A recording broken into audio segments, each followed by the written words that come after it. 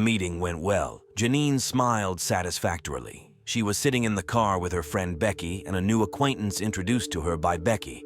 Janeene was facing difficulties with her rapidly growing real estate business, and the man was supposed to help her. They met in the car due to the busy schedule of the women and to drive by and discuss one of the houses owned by Janeene's real estate agency.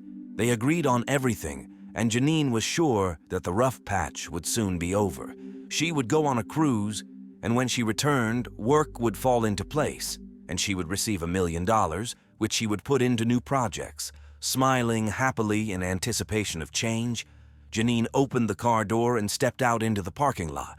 But before she could take a few steps, she realized that none of her dreams were meant to come true. Janeene Lee Monsell, 28, met Max Jones, 31, in early 1991. It was a fateful encounter.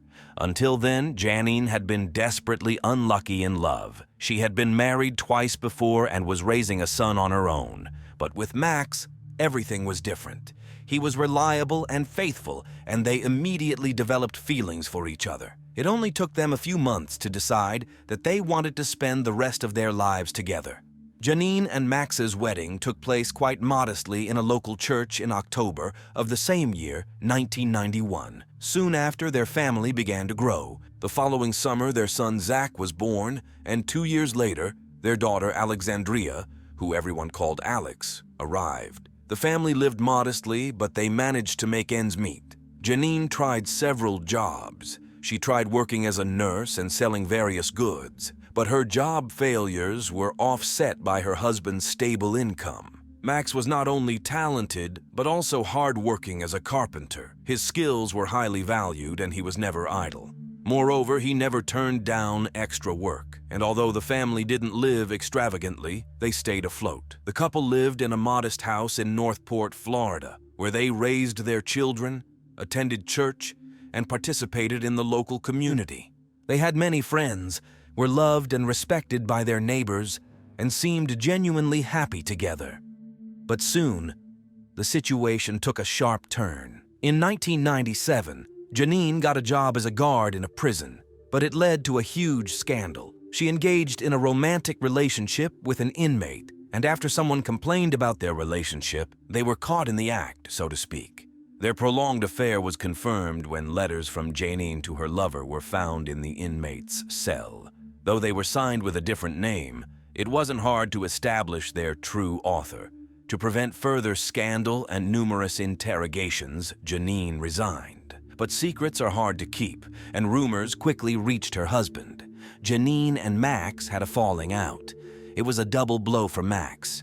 Firstly, his wife had been unfaithful to him. Secondly, she had once again lost a job that provided a decent supplement to the family, which was barely making ends meet financially. The couple decided not to split up for the sake of their children, but trust was lost forever. They tried to pretend that everything was still the same, but longtime friends saw through the facade. It was just for show. One of the close individuals to the family was John Chamberlain.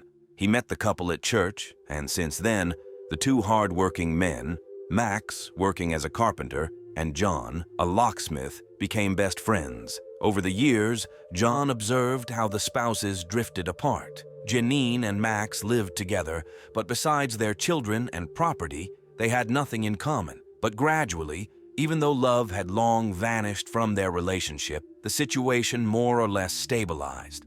The children grew up, and each of the spouses socialized with their own circle of friends.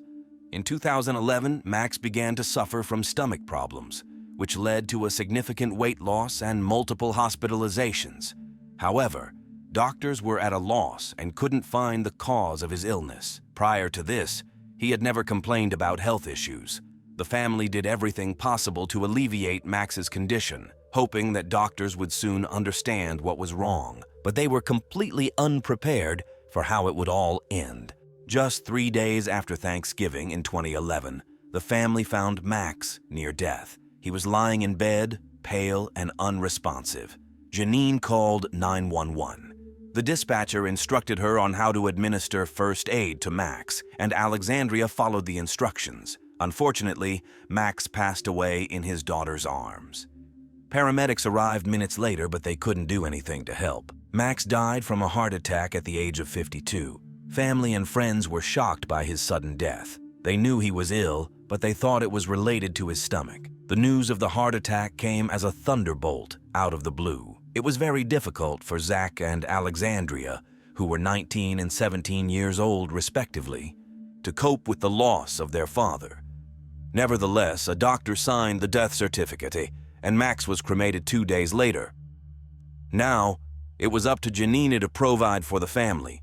Considering her previous employment difficulties, it seemed like an insurmountable task for her. But to everyone's surprise, she not only managed but also significantly improved the family's financial situation. Of course, a big help was the $1 million insurance payout she received after her husband's death. But she didn't just sit on it. Using the money, she opened a real estate agency and began renovating and renting out homes.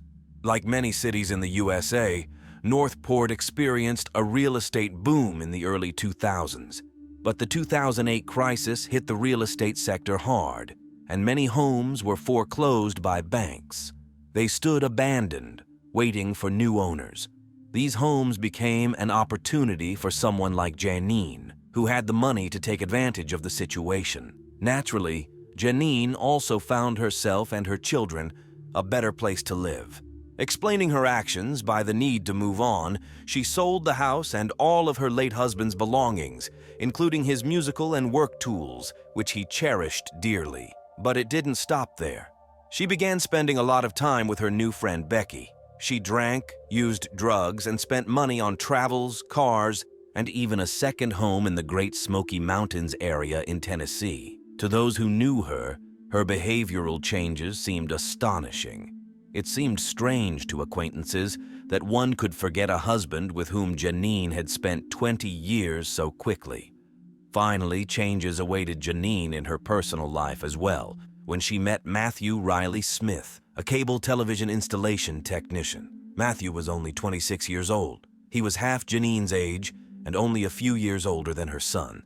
Nevertheless, in July 2012, Janeene announced to everyone that she and Matthew had married during a recent trip to Las Vegas. Zach and Alexandria didn't like that their mother had remarried so hastily, especially considering that Max had passed away less than a year ago. They tried not to conflict with Matthew because he hadn't done anything wrong to them, but they disapproved of their mother's eagerness to move on so quickly. Nevertheless, Matthew Smith became a part of Janeane's personal life and business, but Matthew's help turned out to be insufficient. In fact, the business was so successful that Janeene soon needed an employee, and she turned to her old friend, John Chamberlain. Besides being a locksmith, he had many other skills necessary for home repairs. Janeene offered John a job with the condition that he and his 11-year-old daughter would live in one of her houses and pay a very low rent. It was a lucrative offer, and John agreed. Everything went well for a few months, but soon doubts began to creep into the man's mind. John Chamberlain was particularly troubled by the number of houses where all his work involved drilling the lock on the front door. Janeene reassured him that this was just a routine part of the job.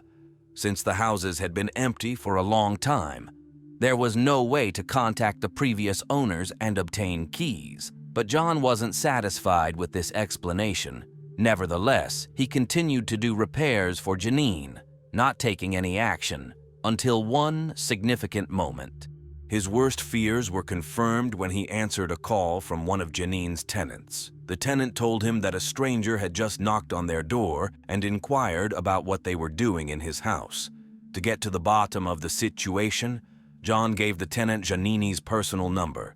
Within minutes, she called him back and was furious. John told her that if she was involved in something illegal, he didn't want to be a part of it. In response, she ordered him to vacate the house and sent Matt to deliver the message in person. The encounter between the men ended in a fight. Janeene sent John an eviction notice, but he refused to leave, and the matter went to civil court. Additionally, John went to the police. He met with detectives and told them about his involvement in Janeene's business, which he believed to be illegal. They listened carefully and said they believed his suspicions. This encouraged him to also share suspicions about the death of Max Jones. Despite Max's stomach problems, his heart attack came as a surprise, and it seemed that Janeene wasn't grieving at all. She had remarried a younger man and was living a luxurious lifestyle. But what troubled him the most was that Janeene had cremated Max within 2 days of his death without allowing an autopsy, and she found no better way to deal with Max's ashes than to hand the urn to John. Thanks to John Chamberlain's tip-off, the police began monitoring Janeene, hoping to learn more about her suspicious business and the death of her third husband. And the police found something. Although Janeene and Matt were renovating and renting out properties, they had no connection to any of these houses. They hadn't purchased them or obtained ownership rights to rent them out. Janeene would go to the tax assessor's office and file documents formally renouncing her rights to the properties, but with a forged signature. Considering she was renovating and spending large sums of money on the houses, who wouldn't believe they belonged to her? All that was left was to drill the locks, tidy up the house a bit, and it could be rented out. She deceived unsuspecting people out of tens of thousands of dollars, and she even gave them a prepaid phone number to avoid leaving any traces to her. So she was enraged when Jon gave the tenants her real phone number. Her business was a scam from start to finish. Furthermore, Janeene didn't have a license to work as a realtor.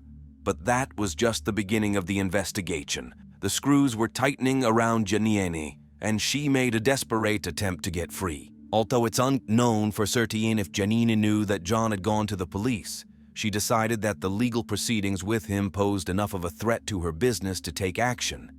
Whom did she decide to turn to with her problem? Of course, to her best friend Becky. She told her that Jon was too informed about her affairs, and the court proceedings were costing her too much money, so they needed to deal with him. Becky promised to help. She had acquaintances, not always acting within the law, and one of them could help solve this sensitive issue. On February 20th, 2013, Becky and Janeene met for lunch at a restaurant to discuss the details. They needed to make sure they understood their plan before Becky introduced her friend to her acquaintance.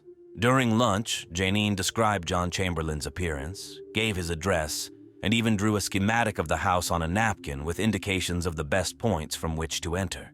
Janeene insisted that the matter needed to be resolved as quickly as possible. She planned to go on a cruise and wanted to ensure she wasn't in town during the murder to have an alibi. Becky promised to pass the information to the hitman, and 5 days later organized a meeting with him. On February 25th, Becky and Janeene met with the executor, got into his car, and discussed the final details. Janeene handed the man a photo of John Chamberlain and said it would be preferable to break his neck to keep the crime scene clean. In the worst case, he could be shot. The main thing was to get rid of the body. As she added, if the body can't be found, nothing can be proven. They drove past John's house where she explained how to break in and warned about any possible threats, such as the man's 11-year-old daughter. Waving her hand, she stated that the girl didn't concern her, and if she got in the way, they should deal with her too. The important thing was that her body wasn't found either. The driver stopped the car in the parking lot and at some point asked Becky to step out of the car to discuss the final details of the matter alone with Janeene. As if the random victim in the form of an 11-year-old girl wasn't horrifying enough, by the end of the meeting, Janeene made another chilling proposition. She asked if she could get 2 for the price of 1. She was tired of her fourth husband, Matthew Smith, and wished to rid herself of the burden and threat. Just on January 3rd, his life insurance policy worth $1 million came into effect, and he would be more useful to her dead than alive. Janeene proposed getting rid of him a couple of weeks after John. But in his case, it was harder to accomplish because he might have a weapon on him, and there were surveillance cameras in the house. She suggested staging his murder as a carjacking. The killer agreed to all her terms, and she agreed to pay $4,000 for each man. She brought $1,000 with her, ready to hand it over immediately to confirm her seriousness of intentions. When the meeting was over, a satisfied Janeene got out of the car. Seconds later, she was surrounded by police officers and arrested. Her initial fear and shock quickly turned to anger as she realized she had fallen into a classic police trap. For the past few weeks, She had been the subject of an investigation under the code name Black Widow, and it was all because John wasn't the only one who went to the police. Janeene's best friend, Becky, was also cooperating with the detectives. While she did have connections in the city's underworld, she chose to take a different path. An informant called the police, reporting that his friend wanted to report a planned contract killing. This friend turned out to be Becky. When they were discussing the murder details in the restaurant and Janeene was drawing the victim's house plan, Becky had a microphone and camera on her. In the car, she introduced Janeene to Officer Dominic Harris, who of course recorded the entire conversation. The man needed Janeene to do several things that would later help convict her. He needed Janeene to provide a photo of John Chamberlain. She had to show where he lived. She had to say how she wanted him to be killed. They needed to discuss the cost of the hit. He needed Janeene to give money for the murder. The man played his role perfectly, even though it was difficult for him to hide his shock and disgust when Janeene casually dismissed John's daughter as a nuisance and later talked about Matt's murder.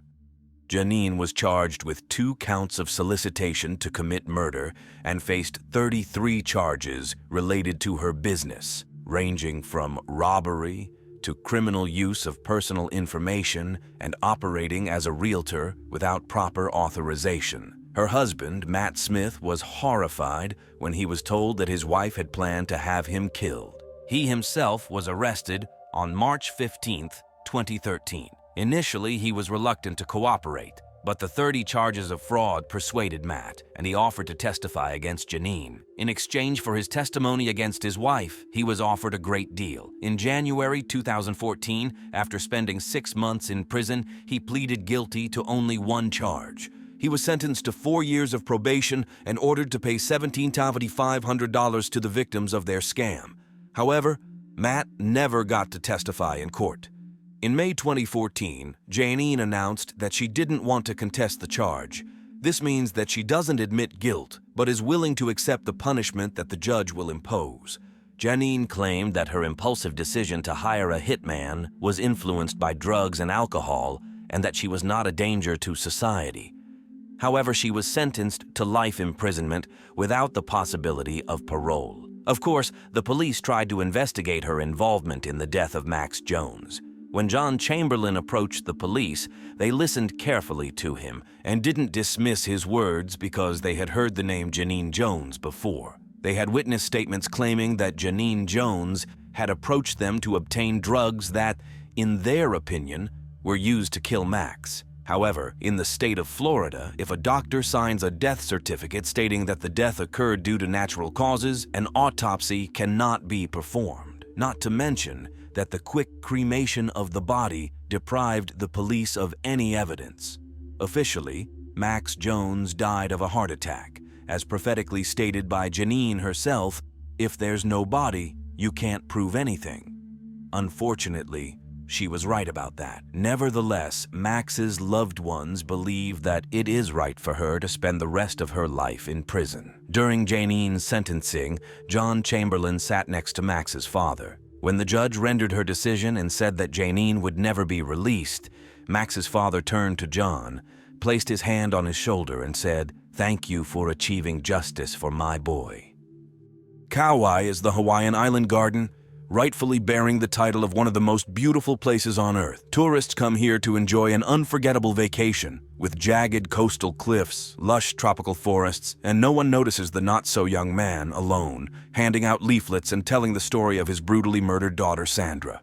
When Sandra Gallus was found strangled, the police quickly narrowed down the suspects to 2. The case seemed crystal clear and straightforward, but it took many years before justice prevailed, all thanks to one determined father. Standing at his daughter's grave, he vowed that as long as he lived, she would not be forgotten, and her case would be solved. This is the story of a father who remained the driving force behind the investigation, setting himself the goal of securing the conviction of his daughter's killer and allowing nothing to stand in his way. Sandra, the daughter of Toshi and Larry Mendonca, was born in Japan, her mother's homeland.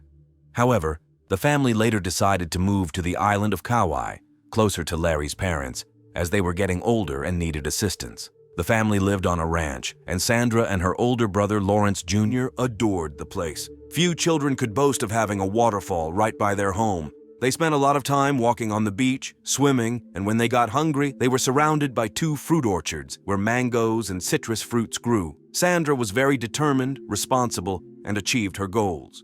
From the age of 5, Sandra practiced gymnastics, performed in a cheerleading group at school, continued to participate in sports, and attended numerous clubs and groups, all while being raised in an environment that valued both Japanese and Portuguese traditions.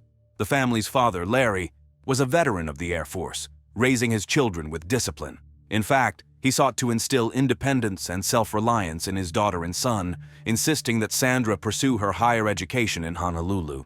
The city seemed enormous to the girl from the small island, but she missed her native island of Kauai and her family, and visited as often as she could. It was during one of these visits that she met Darren.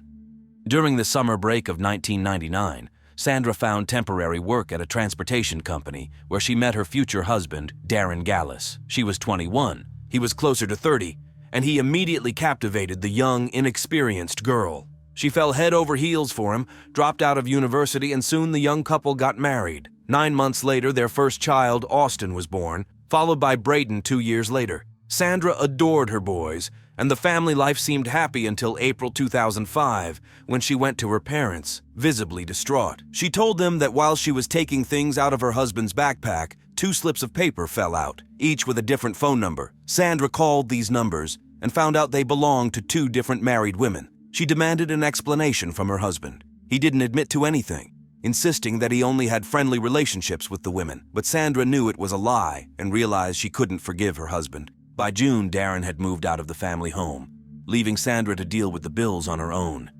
She began searching for work and landed a job as an assistant manager at a highly popular restaurant, considered one of the island's landmarks. Sandra seamlessly integrated into the restaurant staff, earning the appreciation of her colleagues, who joyfully watched as the quiet girl from the small island transformed into a confident, independent woman. She changed her image, spending more time with friends and relishing her newfound freedom. Moreover, she started receiving attention from one of the restaurant's chefs named Ryan Shinjo, who had recently moved to Kauai from Oahu. Sandra found these attentions very pleasing. Sandra's relationship with Ryan was nothing like her relationship with her ex-husband. The couple spent a lot of time together, going out, relaxing, attending concerts, and even traveling to Honolulu for shopping trips, where Ryan spoiled Sandra with expensive gifts such as Louis Vuitton suitcases. It seemed that Sandra was very happy with her new boyfriend, and a new beautiful chapter of her life had begun. This continued until January 25, 2006, when Sandra's boss called her parents asking if they knew where their daughter was because she hadn't shown up for work. It was unusual for Sandra to miss work and not answer calls, but her parents, who were visiting her older brother in Dallas at the time, weren't worried, thinking she might have some urgent matters to attend to. However, at 3 o'clock in the morning, another call came in, a time when bad news usually arrives. Sandra's brother answered the call. Their father understood everything when he heard his son's prolonged scream, "No!" He would never forget that cry, dividing his life into before and after the murder of his daughter. Sandra was found by her boyfriend Ryan. Since no one could reach her at 9:30 p.m., he went to check if she was home. The door was locked and no one answered. However, he went around the house, looked through the ventilation gap below the garage, and thought he saw a girl in the car. He couldn't open the garage himself, so he called a friend who quickly arrived with tools. Sandra was indeed lying in the car. She was slumped to the right on the passenger seat, face down. Her body had long gone cold. Sandra's shirt and bra were twisted. Bruises adorned her face. Her lip was split, and there were clear marks on her neck from strangulation. She had been choked with something thin, resembling fishing line. However, the arriving police officers couldn't find anything resembling a murder weapon. The girl was killed early in the morning, 10 hours before Ryan arrived, but it was impossible to determine the exact time of death. All of Sandra's belongings, including her phone, remained in place. Nothing was missing from her purse, car, or home. There were also no signs of violence. In other words, it was obvious that whoever killed Sandra did so in a fit of rage. Fingerprints of Darren and Ryan were found, but since one of them had lived in the house until recently and the other had been in a relationship with her, it didn't raise suspicions. However, the fact that Ryan found the body raised questions. Why didn't he call 911 immediately and instead first asked a friend to come over? This wouldn't be the first time a killer tries to establish an alibi by enlisting a friend's support. During questioning, Ryan behaved strangely, clearly nervous, and officers felt he was withholding something. However, he had an alibi. He was at work, confirmed by his colleagues. Darren, on the other hand, was more intriguing. That morning, he called in sick to work, essentially lacking an alibi. Darren showed no reaction to Sandra's death but told investigators that he still loved his wife and wanted to reconcile. His colleagues revealed that 2 days before the murder, Darren, working on the road, saw Sandra and Ryan together as they drove past in her car. Witnesses said Darren exploded with rage. He was furious, tearing and throwing things. In other words, he had a motive and lacked an alibi for the time of the murder. He was detained, but the next day, lacking additional evidence, he was released. Days, weeks, and months passed without any progress in the case. Crushed by loss and yearning for answers, Sandra's father, Larry Mendonca, began his own investigation. A local resident and former military man, he had the connections and skills to piece together all the facts surrounding his daughter's murder. At that time, and this is crucial for the case, Sandra and Darren were disputing custody of their 2 sons. But Sandra worked evenings at the restaurant, and the boys stayed overnight with Darren. Sandra would pick them up at 6 in the morning, feed them breakfast, and get them ready for school and daycare. However, Larry learned that on the evening before her murder, Sandra stayed overnight at her boyfriend's house. He drove her home around 6 in the morning. Then, according to neighbors, she went to pick up the boys and quickly returned, but without the children.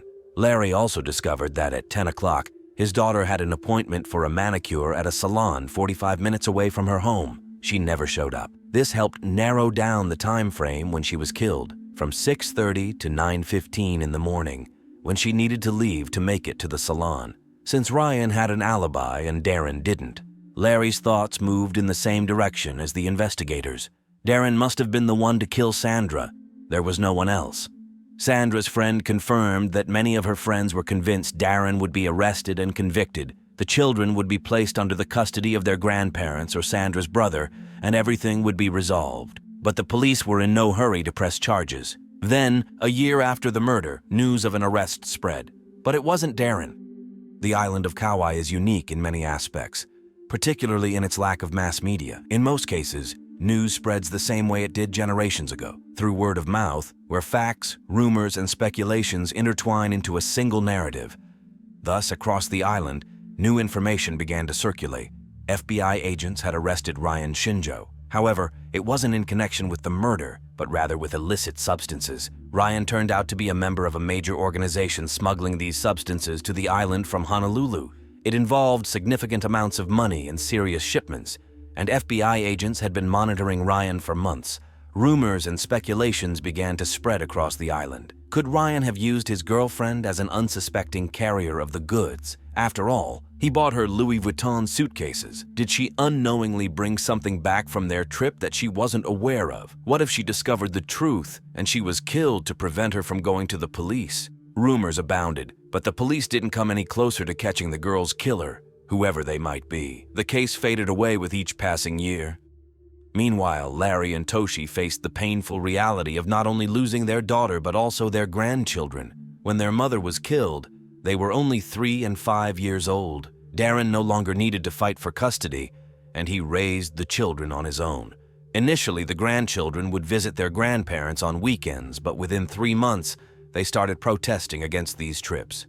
Larry persisted in trying to maintain a relationship with his grandchildren, but it was evident that Darren was turning the children against their late mother's parents. Darren himself appeared everywhere with his new girlfriend Sharon, whom he knew even before Sandra's murder. Then, in 2009, 3 years after his daughter's murder, Larry began to conceive a dark plan for revenge for her death. Fortunately, his plans were put on hold when a new police chief arrived on the island of Kauai, bringing renewed hope for justice to Larry. Police Chief Darryl Perry had been enjoying retirement, but returned to work after the sudden loss of his 26-year-old son. Therefore, he understood the pain of a father who lost a child. After a very emotional meeting with Larry, Chief Perry resolved that Sandra Gallus's case must be solved at all costs. The new police chief enlisted the help of two friends in Honolulu, investigators from the cold case department, to review Sandra's case. Perhaps they could notice something that had been overlooked, and indeed, they managed to discover something using advancements that were cutting edge for 2009. Two forensic scientists had the capability to extract DNA from an item touched only once. With this technology, they found Darren's DNA on the victim's shirt and bra. Larry hoped that they were getting closer to solving the case, and the police thought an arrest was imminent. However, the prosecutor deemed it insufficient evidence because Darren never denied seeing his wife every day. The investigation stalled once again. Years continued to pass one after another. In 2012, the police chief assigned the case to a new detective, Bryson Ponce, who thoroughly reviewed all the evidence. The investigation led Bryson Ponce back to the same two initial suspects. But which one was the murderer? What evidence pointed against Ryan? Aside from his involvement in smuggling illicit substances, there was something suspicious about how he found the girl's body. He couldn't enter the garage through the closed door and had to call a friend who helped him open it. Perhaps he was seeking to secure a witness. Moreover, he clearly had something to hide and failed a polygraph test. But didn't he have an alibi? Here was another twist. As the new investigator discovered, the time of Sandra's death was more of an estimation. She could have been killed hours earlier when Ryan wasn't at work. However, Darren's position wasn't much more reliable, primarily because he provided completely different statements regarding the events of that morning. Initially, he claimed that Sandra had stopped by to pick up the boys. Then he corrected himself, saying she didn't stop by. He also failed the polygraph test. But here's what's interesting. The couple were battling for custody, and Darren had the idea to keep a diary where he recorded all of his wife's shortcomings, such as when she failed to pick up the children on time. He hoped this would help him gain full custody. Reviewing the diary, investigator Bryson Ponce noticed that entries were made every day from January 1st until the 24th. But on the 25th, the day of the murder, it was blank. If Sandra hadn't shown up at all to pick up the children, Darren would have definitely noted it, given how detailed his previous entries were. Such a gift from her side he wouldn't have missed. After all, he couldn't have known about her death until late in the evening at the earliest. Interestingly, he didn't even call his wife to clarify when she would arrive, perhaps because he knew very well that she would never arrive again. The investigator found something else. Just 3 weeks before Sandra's death, she sent emails to her lawyer describing her husband as a cruel, dangerous man who viewed her as his property and was jealous of Ryan. She detailed how her husband grabbed her, shook her violently, and yelled at her never to call her boyfriend again. He also used the children to his advantage. When Sandra came to pick up the boys at 6 in the morning, he would refuse to open the door for a long time, shouting that he didn't want to wake up so early and demanding that she leave his house because she was allegedly intruding on his property, although he knew perfectly well that the children needed to be fed and taken to school and daycare. After conducting a thorough investigation, Bryson Ponce concluded that on that morning, Sandra did indeed come for the children, but she and Darren had a quarrel, and she was forced to leave without them. Darren, still enraged after the argument, followed her, parked his car on the street a little further from Sandra's house to avoid being noticed by neighbors, and when his wife got out of the car, he attacked her. Then, he simply went back home to the children. The investigator submitted the final report to the police chief and the prosecutor. The district attorney finally agreed to bring the case to trial because everyone believed that no one else but Ponce could do more for the case, and they would not find any new evidence. Darren was charged with his wife's murder. He pleaded not guilty and was released on bail. Sandra's relatives thought that the trial was imminent, but they were mistaken. Unexpected circumstances intervened. The district attorney, who agreed to bring Darren's case to trial, lost during re-election to her post, and her successor criticized her work. He stated that she tried to use the high-profile murder case for her own purposes, hoping it would increase her chances of re-election. The new district attorney was convinced that they would not win the case in court because there were two suspects, and the defense would never let this fact rest. And in this case, the second suspect was a convicted felon serving time in federal prison. The court date kept getting postponed, and Larry Mendonca was not getting any younger. He feared that the promise of achieving justice, which he made at his daughter's grave, might not come to fruition, and these thoughts wore him down.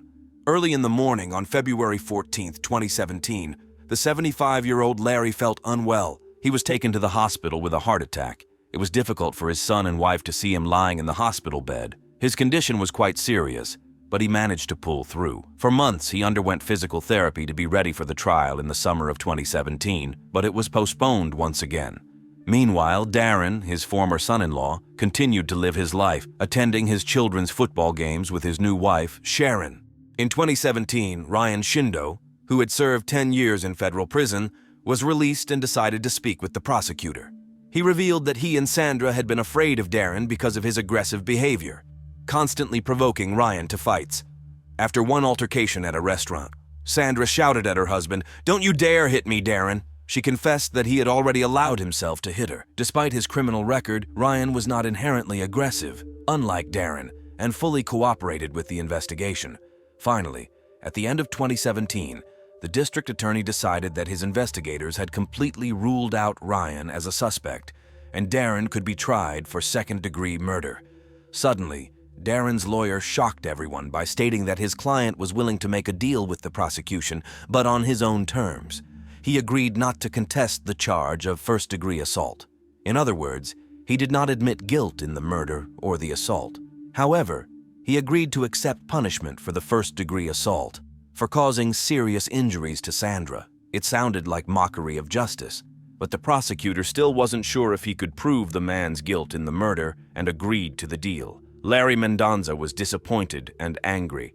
In 2017, Darren could have been sentenced to either 10 years in prison or probation. This meant that despite brutally strangling his wife, he might not spend a single day behind bars. Everything was supposed to be decided on May 30th, 2018. Larry awaited the start of the trial with a large support group, family members, friends who knew Sandra, and people advocating for justice. 12 years of investigation condensed into an hour of trial. The tension in the courtroom was palpable. Would the judge send the defendant home or to prison? As expected, the defense attorney reminded the judge of the alternative suspect. He also reiterated that this was not a murder case, and his client did not admit guilt in anything, only agreeing to punishment for assaulting his wife. Larry also spoke in court. He was given the opportunity to unleash 12 years of pain and despair, starting from that dreadful night when he informed his daughter's mother of her death. How do you tell a woman that the little girl who once fell asleep in her arms, played on her knees, ran to school clutching the lunch she made for her, is gone? Looking at Darren, Larry declared, his family received a life sentence, full of pain, sorrow, and disappointment. A lifelong imprisonment, forever. Darren didn't react to this statement as if it had nothing to do with him. It was time for the judge's decision. Larry was on pins and needles. The judge reiterated the defense attorney's words about the deal and what the defendant agreed to. The attorney whispered to Larry that it didn't promise anything worthwhile. But no. The judge sentenced Darren to the maximum possible term of imprisonment, 10 years.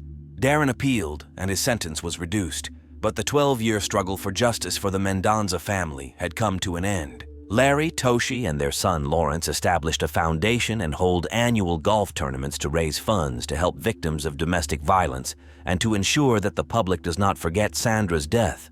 Unfortunately, Larry and Toshi failed to reconcile with their grandchildren, who are convinced of their father's innocence and hate their grandparents and even their late mother. By seeking justice for their daughter, Larry and Toshi foresaw this but couldn't act differently. All they have left today are a few rituals on the anniversary of Sandra's death. They bring flowers to her memorial, dine at the restaurant where she worked, and visit the grave where Sandra rests among her ancestors. Sandra, who longed for her native island while away from it, is now forever a part of it. Eliza Levy was young, worked a lot, and loved adventure. She had her whole life ahead of her, but suddenly she was kidnapped by strangers. They took her deep into the forest, tied her to a tree, and threatened to brutally harm her and her family if she didn't obey. Her relatives were beside themselves with worry. An elite group of police agents got involved. But could Eliza do something herself to escape? Using an unusual tool, she put a risky plan into action. Then, one night in the dark, she noticed some lights. Was this the end of the nightmare? Or would it start again with renewed force? The 24-year-old Eliza Levy can be called a child of two worlds. Her father, James Levy, was an American born and raised on Long Island, just a few miles from New York City, while her mother, Alicia Ortiz, worked as a school teacher in Ecuador. They fell in love when James was a Peace Corps volunteer in the 1980s and soon married. Of their 4 children, 2 received dual citizenship in both the U.S. and Ecuador. James believed that raising their children in the U.S. was best, but he unexpectedly found them drawn to the peaceful, slow-paced life of South America. So the couple built a home in the middle of the Ecuadorian jungle, just across the border from Colombia. Together, they founded the organization Al Tropico to protect the invaluable tropical forest surrounding them. Eliza, the eldest of the two, adored life in the wilderness. Her adventurous spirit kept her constantly on the move, always ready to search for new bird species or explore uncharted territory. When she returned to Ecuador, she enrolled in university, where she studied botany and biology. It was here that she found a serious passion: cycling. She organized weekly races through the streets of Quito and took long trips across the country. Her other passion became Al Tropico, the group founded by her father. She volunteered, guiding school children through the jungle, teaching them to identify hundreds of species of local birds. The dense jungles of Ecuador are home to many plants and birds, but they also provide the perfect hideout for criminals. And the country's northern border is notorious for its security problems. Illegal militarized Colombian organizations smuggle contraband and prohibited substances into Ecuador and often use small villages on the Ecuadorian side as refueling stations. In 2009, the most infamous of these organizations was FARC, Colombia's left-wing extremist guerrilla group, the Revolutionary Armed Forces of Colombia. It was FARC that held politician Ingrid Betancourt hostage in the jungle for 6 years, a story that spread across the world. However, when you grow up in a region, even one as troubled as this, life from the inside often feels completely different. This is why Eliza never felt unsafe in any part of Ecuador.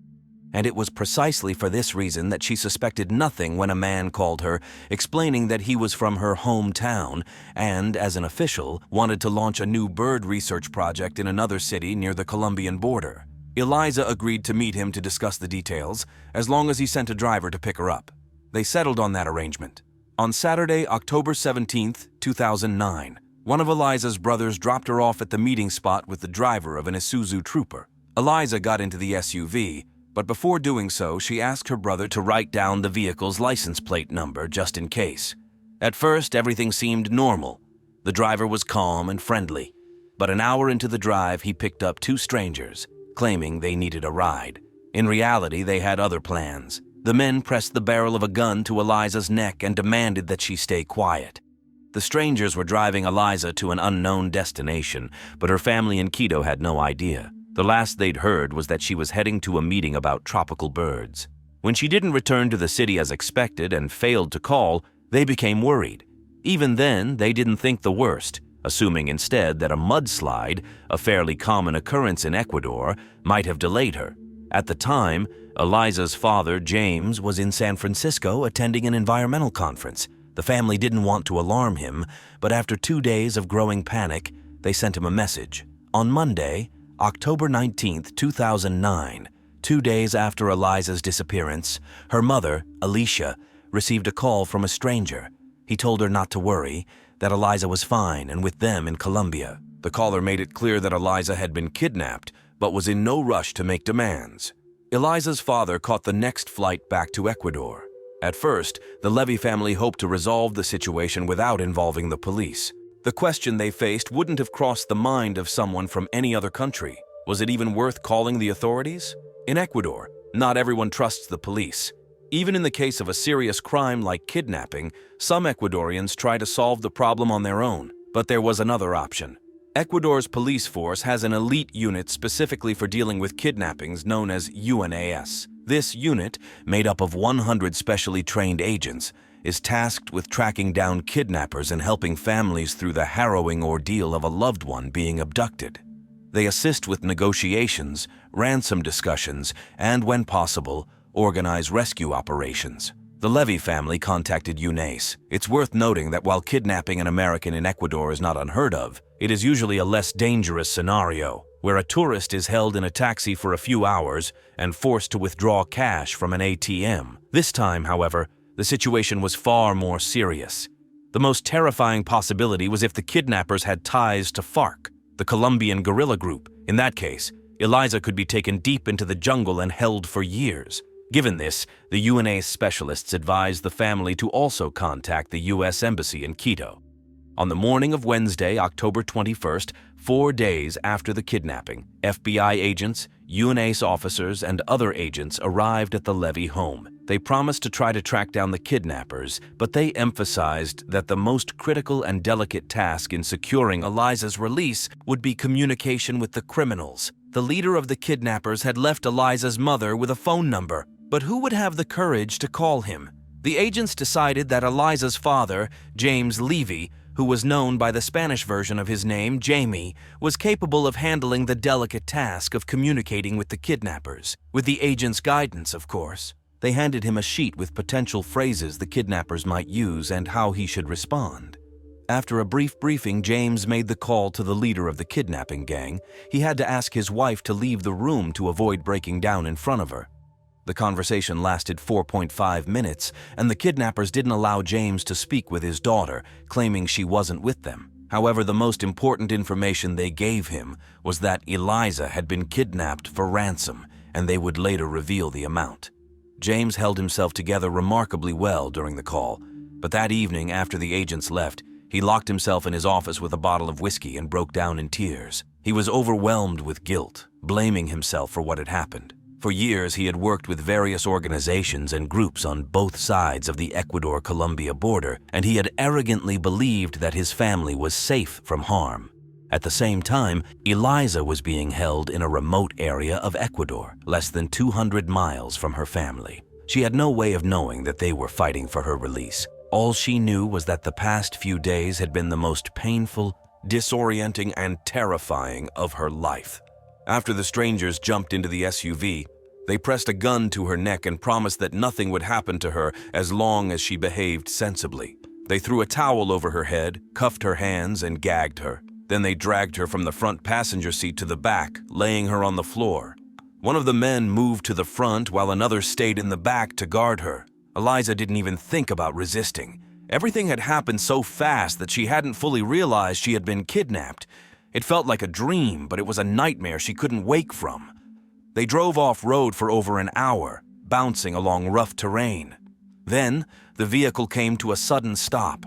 The door opened. She heard someone approach. A man told her to get out and walk with them. Eliza recognized his voice. It was the man who had arranged the meeting about tropical birds. They led her somewhere to what she sensed was an even more dangerous and isolated place. From the moment she fell into the hands of her captors, Eliza resolved to remain calm and alert. She knew that one wrong move could cost her life. When the captors finally removed the blanket from her head, Eliza saw that they were heavily armed, their faces concealed by ski masks. They told her they were part of a paramilitary group and that the threat extended not only to her, but also to her family in Quito. They claimed they had stationed people around her family's home and warned that if she made any foolish moves, her family would suffer. The men asked if she had a GPS chip implanted under her skin, a measure that wealthy individuals in Latin America sometimes take to track their location in case of kidnapping. That's when Eliza realized that the gang believed she came from a wealthy family. She assured them this wasn't the case, but the men were convinced that her American father would pay a large ransom for her. After that, they forced her to record a message on a phone for her parents. She spoke under their direction. "Mom, Dad, I'm okay. Just do what they say and don't talk to the police." She tried to speak calmly, knowing that her mother would be terrified beyond words. The men then took her phone, watch, and tablet from her backpack, but left her with a change of clothes, a book, and something else she wouldn't remember until much later. They chained her to a tree, next to which they had hastily set up an improvised tent. Under the guidance of the agents, Eliza's father, James, negotiated with the kidnappers regarding the ransom. He knew that kidnappings were common in Ecuador, but he had always believed his family wouldn't be affected, as they didn't have the money to make them targets. However, in a country where being an American often equates to being seen as wealthy, his worst fears were confirmed when the leader of the gang valued Eliza's life at $1 million. Following the agent's instructions, James told the kidnappers that he wouldn't even consider paying a ransom until he was certain his daughter was alive. Although the criminals had forced Eliza to record a message for her parents, they never sent it. So James asked questions only Eliza could answer, such as the names of her grandmother and godfather. When they received the correct responses, The family was finally assured that Eliza was alive. The urgent issue then became how to raise the money. Despite the U.S. Embassy providing every possible support to the family, they were unable to offer the ransom. If the embassy were to pay $1 million for every kidnapped American, it would set a dangerous precedent. Essentially, the family only had their house, and the bank agreed to loan them $80,000 with the home as collateral. In desperation, James called his relatives in New York, and his brother and sister decided to give him all the money they had saved for retirement. James and his wife planned to sell the house afterward to repay their siblings. James informed the kidnapper that the maximum they could gather was $150,000, but the captors insisted the ransom should be closer to $1 million. With each conversation becoming shorter and more tense, the agents knew time was running out. They hurriedly began surveillance on known criminals in the region who could be suspects. Meanwhile, the family had no idea what Eliza had already endured or what lay ahead for her. By this point, she had spent 2 weeks chained to a tree, only able to move as far as the chain would allow. Exhausted and with limited mobility, she fought to stay strong, but it was becoming harder to battle her fears. Nighttime was her only solace, when she imagined she could hear her mother's voice. She found comfort in this imagined whisper, and, though she had never been particularly religious, she began to pray. Of course, Eliza had no idea that U.S. and Ecuadorian agents were hunting her kidnappers, let alone that Colombian specialists had joined the investigation. Colombians have extensive experience dealing with kidnappings, and their assistance proved invaluable. They provided high-tech equipment to track the leader of the gang's mobile phone. Naturally, there was no guarantee that he was in the same location as Eliza, but investigators had other leads to follow. The most useful lead came from Eliza herself when she asked her brother to record the SUV's license plate number. Investigators matched this number with those of vehicles captured by surveillance cameras at toll booths. They identified the vehicle used by the kidnappers, which had passed through several toll booths and was heading towards the Colombian border. During her captivity, Eliza interacted only with the 2 guards who watched over her. The leader of the gang would come and go, staying in a cabin about 50 yards from her tent, and she rarely saw him directly. The 2 guards played the classic roles of good cop and bad cop. The guard Eliza privately referred to as the good guy would bring her rice and beans and assured her that she would be released soon. In contrast, the other guard, the bad guy, threatened to kill her and her family. He also menaced that he might sell her to a larger, more dangerous group. Eliza understood that he meant FARC, an even more brutal gang experienced in holding hostages. While she was terrified, she cried alone, unwilling to show weakness to her captors, especially the one who was threatening her. It took a lot of willpower, but Eliza gradually managed to overcome her fear. She daydreamed about riding her bike, feeling free. Deciding to take action, she tried to gain the favor of the good guy guard. Indeed, he began talking to her more frequently during meals and even brought her yarn and knitting needles. She knitted 4 scarves for him, hoping to learn more about her family in exchange. He told her that her parents were alive and negotiating for her release. However, her hope was quickly dashed when the other guard openly threatened to cut off one of her fingers to increase the pressure on her parents. After 18 days of captivity, Eliza could no longer simply sit and wait for rescue. There were times when the 2 guards would wander far enough from her tent that she was only held back by a chain with a small lock. The knitting needles they had given her were too big to be of any use, but she wondered if she could find something to break the lock. Her desperation sparked creativity. The kidnappers had taken all her gadgets but left her backpack. At the bottom of the bag, she found some bobby pins. Eliza took 2 pins, bent them, and began to pick at the lock, as she had seen in movies. For the next 3 days, whenever the guards were out of sight, she worked on the lock. She tried over and over again until one day it finally clicked open. With incredible willpower, she managed to stay calm. One of the guards seemed ruthless enough to shoot her if she tried to escape, so she climbed nearby trees to get a sense of her surroundings, trying to see if there was any visible path or if the jungle was too impenetrable. Then she would return, sit down, and relock the chain. Eliza was terrified of being caught. With each attempt, she grew bolder. She had resolved to take the risk and escape from her captors. She closed her eyes, praying for guidance from her mother. At that moment, she thought she heard her mother's voice saying, "Don't risk it, don't run, wait 2 days." Eliza decided to heed the advice and wait, though not for long, as she noticed the guards' growing tension. Her time was running out. Eliza had been independent and comfortable in nature since childhood, and now she used those qualities to keep her mind occupied. She spent hours watching the trees, trying to identify the birds by their colors and songs. During the day, she reread the only book she had with her, a Colombian romance novel. But then the night would come again. The chains around her ankles prevented her from sleeping more than an hour or two at a time, and every rustle in the jungle could signal new danger. On the night of Saturday, November 7th, she suddenly woke up in the middle of the night and distinctly heard some sounds and saw the lights of flashlights. In the dim light, Eliza could only make out silhouettes. There were many of them, and they carried military-grade weapons. The silhouettes moved hurriedly. Eliza feared that these were FARC members. She imagined she might spend years with this group in the Colombian jungle. As the lights and shadows approached her tent, one of the men leaned in. He said something, but she couldn't hear him over her cries and pleas not to take her away. He then said that they were police officers, that they knew her father Jamie, and that they had come to rescue her. When Eliza heard her father's name, a wave of joy washed over her. She could only hope this was not a dream. The officers covered her with a bulletproof blanket and stayed with her while they conducted the operation to capture the armed kidnappers. When UNAC officers called the Levy family to inform them of Eliza's rescue, her mother, Alicia, answered the phone. Suddenly, she began to scream and jump for joy. The family describes this as the best moment of their lives, as if they could breathe freely again. They had to wait a few more hours to learn that Eliza was unharmed and safe. NAS officers brought Eliza back to Quito. Although she was eager to reunite with her family, the UNASE officials had other plans.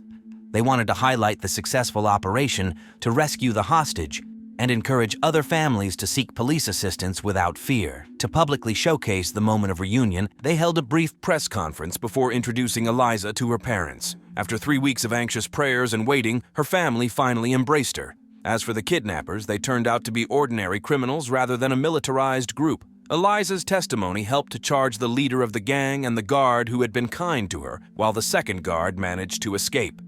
Despite spending 3 weeks in a tiny tent, Eliza tried to maintain a positive outlook on her experience, particularly appreciating the beautiful forest that surrounded her. While no one would wish to spend 21 days in the jungle, she found it far better than being confined in a small, dark room. Her positive attitude helped her recover quickly, and she eventually became a source of strength for her family. Remarkably, just 8 weeks after returning home, Eliza embarked on a cycling trip across South America. She traveled 4,000 miles, and the local press covered her journey. She claims that the sense of freedom she experienced while cycling made the trip a healing experience for her. Los Angeles, California.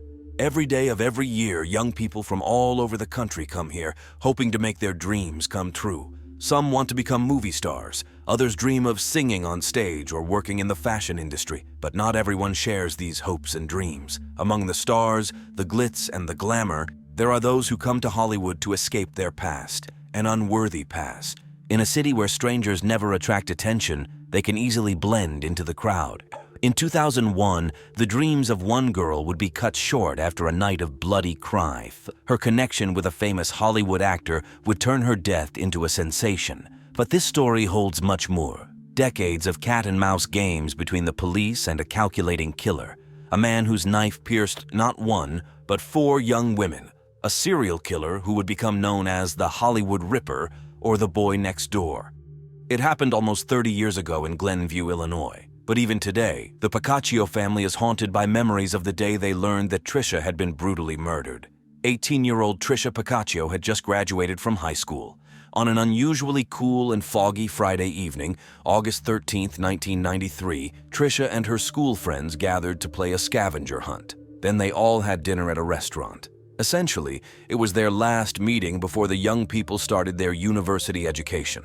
After a pleasant evening, the girl returned home a little after 1 in the morning. Holding her keys in her hand, she approached the door, intending to open it, but she never managed to do so. The next morning, her father woke up as usual, brewed himself a cup of coffee, and went outside to his van. The cup fell from his hand when his eyes were confronted with a scene too horrific to describe in words. He fell to his knees before his daughter and screamed. His scream echoed down the cul-de-sac, alarming all the neighbors. Despite the apparent futility of his efforts, Trisha's father tried to provide first aid to bring her back to life. When Trisha's mother learned what had happened, she fainted. Later, both parents were taken to the hospital in a state of shock. The police immediately began an investigation. Trisha had obviously been attacked, her arm twisted so severely that it broke, and she had received multiple stab wounds. But who could have wished such a death upon an 18-year-old girl loved by many? The investigators did their utmost, but a year after the murder, they had made no progress. However, about 12 months after Trisha's death, a neighbor's boy began attracting attention with his strange behavior. 17-year-old Michael Gargiulo was the best friend of Trisha's brother, Doug Piccaccio. Right after the incident, his reaction was quite natural. The boy was in shock over the murder of the neighbor girl he personally knew. He practically grew up in the Piccaccio house, often having dinner with the family. And just 2 days before her murder, Michael and another friend, Olson, had given Trisha a ride to her boyfriend's house. Overall, Michael was just a quiet guy to the Piccaccio family, a friend of their son who had never shown any oddities. But a year after Trisha's murder, the teenager started giving gifts to the family. It started with flowers he brought to Trisha's mother. Then he gave her and her husband a gift certificate for a restaurant dinner. And later, he bought Trisha's father a shirt. This was enough for detectives Jack Reed and Mark Baldwin from Cook County, Illinois, to take a closer look at the boy. A psychologist suggested that with these gifts, he was trying to atone for some sin. The detectives learned that Gargiulo had previously been involved in theft. Then Trisha's brother told the police about an interesting conversation he had with Michael. Michael once asked him if he knew who attacked Trisha. Would he be able to kill him? Doug said that the answer was known to any father or brother of a murdered girl. After this conversation, a detective called Doug and said that according to Michael, Doug had threatened him. It seemed that Michael at least knew more than he was saying. And when he was invited for a conversation at the station, he admitted that the morning after the murder, their mutual friend Eric Agazim had come to him and asked for help hiding something in his gym bag. Michael insisted he didn't know what was in the bag, but suspected it was the murder weapon, a knife. The detectives believed Michael, and when Agazim refused to talk to the police, he immediately became their main suspect. However, the investigators could not find any evidence against Eric, and the investigation stalled. For several years, there were no developments in the case. But one day, 5 years after Trisha's murder, Michael Gargiulo appeared on the Piccaccio family's doorstep. Clearly, he was still tormented by what he knew about the case, and he asked Trisha's mother if he could speak with her husband. The man wasn't home, so she let the boy wait for him. When Trisha's father entered the house, he immediately understood from Michael's face that they were in for a serious conversation. But before they could exchange even a few words, the door opened and Michael's father and one of his sisters came in. Without providing any explanation, they just took the boy away with them. Trisha's father immediately contacted the police and said they should talk to Michael again, but they were too late. Michael Gargiulo had left Glenview. Hollywood, 2001. 8 years and thousands of miles from the murder of Trisha Piccaccio. The bright lights of Hollywood have always attracted the young and beautiful. 22-year-old Ashley Ellerin was no exception. For a girl from a small town in Northern California, life in Los Angeles was full of opportunities, new acquaintances, and entertainment. Ashley studied at the Fashion Institute of Design and Merchandising. Naturally, she dreamed of working in the fashion industry. In the meantime, she loved having fun with her close-knit group of friends who always spent time together. One evening, the beautiful and smiling girl caught the eye of a rising Hollywood star, 23-year-old Ashton Kutcher. The young people had crossed paths at parties thrown by mutual friends, so when Ashton invited Ashley out to dinner, no one was surprised. They spoke on the phone and agreed that he would pick her up and they would go to a restaurant together. Ashton arrived at about 10:45 p.m. The lights were on in all the rooms, and the young man confidently knocked on the door, but the girl did not open it.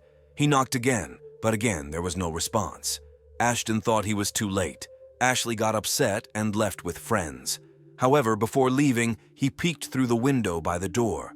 The apartment was a bit messy, but Ashley had just moved in, and that was quite natural. He also saw red wine spilled on the carpet. Not giving it much thought, Ashton went home. As we know now, it was not wine at all. The body of 22-year-old Ashley Ellerin was discovered by her neighbor early Thursday morning. The girl entered the house and almost immediately saw her friend lying on the floor, blue and covered in blood. Fearing that the killer might still be in the house, she ran outside and called emergency services. But she was in vain to hurry. The killer had long since disappeared, and it was too late to help Ashley. Detectives who arrived at the crime scene, Tom Small, were confronted with a gruesome sight. Even after so many years, they clearly remember seeing an enormous amount of blood, with Ashley lying a little further away. They marveled at the rage the killer must have been in to stab her 47 times. But what astonished the detectives even more was what they didn't see, any clues that would tell them which direction to move. Ashley's friends provided the detectives with one and only one hint in this case, telling them about a young man who had lived next door to Ashley a few months ago. He introduced himself to her as Michael, a heating and air conditioning repairman. When Ashley's friend's heater broke, they invited Michael over. When he appeared at their house, the young man mentioned that he was a professional boxer, but when he first arrived in Hollywood in 1998, like many other young people, he nurtured another dream, to make it big on the screen. Quite quickly, he achieved a certain level of success in this field, landing a small role as a boxer in 1999. He handled it excellently, but something strange happened behind the camera. He behaved distantly, maybe even a bit shy, and didn't talk to anyone, keeping to himself. He seemed to have two sides to his personality. On one side, he was a clumsy guy with a lot of insecurities, but upon closer acquaintance, it became clear, if he wanted something, he would achieve it at any cost, shutting off all emotions. Michael had even once been arrested for theft, and it was this manner of behavior that puzzled Ashley and her friends. Ashley was a beauty, always open to communication, but Michael never invited her on a date or flirted with her. It seemed as if he was interested not in her, but in the lifestyle she led. Hanging out with actors like Vin Diesel and Jeremy Sisto, he became fixated on her. This wasn't particularly strange in itself, but one time, Ashley's friend Justin caught Michael sitting in his car at night across from her house, watching her apartment. The next day, when Michael dropped by, Justin directly asked him what it all meant. Michael's response shocked him. He allegedly couldn't go home because FBI agents from Chicago were waiting there to take DNA samples from him in connection with the murder of his best friend's girlfriend. Naturally, Justin suggested that Michael give a DNA sample if he had nothing to hide. Unexpectedly, Michael put his foot on the couch and showed a knife in a sheath, hinting that he was involved in the murder. Justin got angry and kicked the guy out of the house. Ashley and her friends brushed off Michael's story as another one of his tall tales. But what no one knew at the time was that it was true. Besides being an aspiring actor, amateur boxer, and heating repairman, Michael Gargiulo was also the prime suspect in the murder of Trisha Pacaccio. When Michael Gargiulo left Chicago, Illinois, he surely thought he was leaving the murder of Trisha far behind. But wherever he went, a new body would appear. In 2005, 12 years after Trisha's murder and 4 years after Ashley's death, Gargiulo was living in the Los Angeles suburb of El Monte. By this time, the cases of both Ashley and Trisha had been largely forgotten. But by a sinister twist of fate, yet another young woman was found dead in her apartment just steps away from Gargiulo's new residence. 32-year-old Maria Bruno had come to the United States from El Salvador and married young. Maria and her husband were raising 2 children aged 4 and 5, and one set of twins when they made the difficult decision to separate. The children stayed with their father while Maria adjusted to her new life.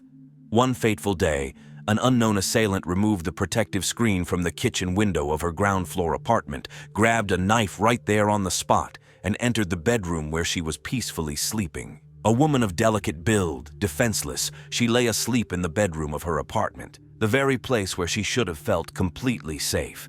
This attack was a nightmare for any woman, but it also became a nightmare for any detective because the perpetrator left behind a horrific scene. The ferocity with which the unknown attacker assaulted Maria was phenomenal. Investigators quickly ruled out robbery and a sexual motive. As with Ashley, Maria had no enemies capable of such an act. But this time, the assailant left something behind. Near the apartment, forensic experts found a booty with a drop of Maria's blood and an unknown person's DNA on it. This was both a clue and a dead end. No other evidence was found. Detectives, Mark Littlefield, immediately realized that investigating this case would be challenging. What they couldn't know at that moment was that another woman would have to face the killer to solve this crime. On April 28th at 12:30 a.m., a call came into the police reporting a stabbing. The victim was 26-year-old Michelle Murphy. On that day, she was alone in her apartment because her roommate was away. The story of what she went through sounds eerily familiar, but this woman was not ready to give up without a fight. At around 11:40 p.m., an intruder entered her apartment through a slightly open window. Once inside, he opened the front door, preparing an escape route. He then calmly walked to the bedroom. The man simply began stabbing Michelle, managing to strike her several times in the chest, shoulder, and right arm. Michelle woke up to the blows being inflicted by the intruder looming over her. For a moment, she didn't know whether it was a dream or if it was really happening. Realizing that she was in mortal danger, she tried to wrest the knife from him. She continued to attempt to grab the weapon, even as her hands bled from deep wounds. For a while, Michelle and the intruder struggled until she managed to pull her legs up to her chest and push him away. Understanding that he couldn't overpower Michelle, the intruder fled, not forgetting to say, "I'm sorry," before leaving. The perpetrator managed to escape before the police arrived, but during the struggle with Michelle, he cut himself with his own knife, leaving a long trail of blood as he fled. About 25 days after the detective sent the blood sample to the lab, forensic experts reported a DNA match. The DNA matched Michael Gargiulo perfectly. Within 24 hours, Gargiulo was arrested and charged with attempted murder. What stunned the detectives was where he lived, right across the street from Michelle. But Gargiulo's arrest for the attack on Michelle was only the beginning. The investigation would finally connect a series of unsolved murders that had begun 15 years earlier. It was evident that Michael Gargiulo wasn't particularly surprised when he was arrested by Sergeant Richard Lewis for the attempted murder of Michelle on the evening of June 6, 2008. As he specifically asked which department the officers represented. The fact that he wasn't sure which crime he was being arrested for was intriguing in itself. His question had a basis, as Michael Gargiulo's DNA had been found in the national database. It was entered there by the Cook County Police in Illinois. The Santa Monica detectives contacted Illinois investigators to find out why they had done so and learned that Gargiulo was suspected of murder. The Santa Monica investigators discovered that in 2002, Cook County Police, who had continued to investigate the Tricia Pacaccio case, asked the Los Angeles police for help in obtaining Michael's DNA. By an amazing coincidence, they approached Detective Tom Small, who was investigating Gargiulo's involvement in the murder of Ashley Ellerin. It took the detective over a year to locate the elusive air conditioning repairman, linking him to Tricia's case. And 5 years later, that very DNA sample would help connect Gargiulo to the attack in Santa Monica. But that was far from the end of the story. The Santa Monica investigators called the El Monte police, suspecting that the attack on Michelle might be related to the murder of Maria Bruno. The El Monte detectives returned to Gargiulo's old apartment to search it and found the missing shoe cover. The unknown DNA found on one shoe cover also matched Gargiulo. With the necessary evidence in hand, the detectives had no doubt about the identity of the killer. The Los Angeles prosecutor decided that there was enough evidence to start a case against Michael Gargiulo. On September 4, 2008, while Mike was in jail for the attack in Santa Monica, he was charged with the additional murders of Ashley and Maria. However, the California investigators could not find an answer to one question. Why didn't the Cook County Police in Illinois arrest him years ago for Tricia's murder, thus preventing the deaths of 2 more girls? After all, in 2003, the police had linked the DNA sample obtained by Los Angeles detectives to the unknown DNA found under Tricia's nails. These were the pieces of evidence that could have helped arrest him. Even Tricia's family was confident that this was solid evidence, but the prosecutor decided not to open the case, arguing that the DNA alone was not enough to prove that Gargiulo was at the crime scene when Tricia was attacked. The DNA could have been left not only during the struggle for her life, but also after a casual touch. Mike was a family friend and often visited the house, which was the main obstacle in accusing Mike of Tricia's murder. The prosecutor's office explained that since the lab used one swab to collect DNA from Tricia's nails, it was impossible to determine whether the DNA was on the nails or under them. The difference in this case was enormous. A simple but evidently imperfect laboratory procedure tied the prosecutor's hands. Michael wasn't charged with Trisha's murder until 2011, when a man who worked as a bouncer at a Los Angeles nightclub with Gargiulo recalled seeing him in the news and remembered that Gargiulo had boasted to him and another club employee about killing a girl in Chicago. Gargiulo did not mince words, describing how he committed the crime and allowed her father to find her on the doorstep. After receiving the men's testimonies, the Illinois prosecutor charged Michael Gargiulo with Trisha's murder. This was the news the Piccaccio family had been waiting to hear for 18 years. It didn't ease their pain, but the thought that the guilty party would be punished brought some relief. Gargiulo, evidently doubting that he would be found innocent, planned to escape from El Monte jail. He made makeshift handcuffs out of plastic and intended to attack a guard, steal a police car, and flee to Mexico. However, his plan failed, and he spent several years in Los Angeles jail awaiting trial. After several delays, the trial began on May 2, 2019. It lasted 3.5 months, with over 200 people testifying. Among them was Ashton Kutcher, who recounted the night 18 years ago when he arrived at Ashley Elleren's door moments after she had been killed. Kutcher testified clearly and directly. He had met Ashley 2 months earlier at a friend's party.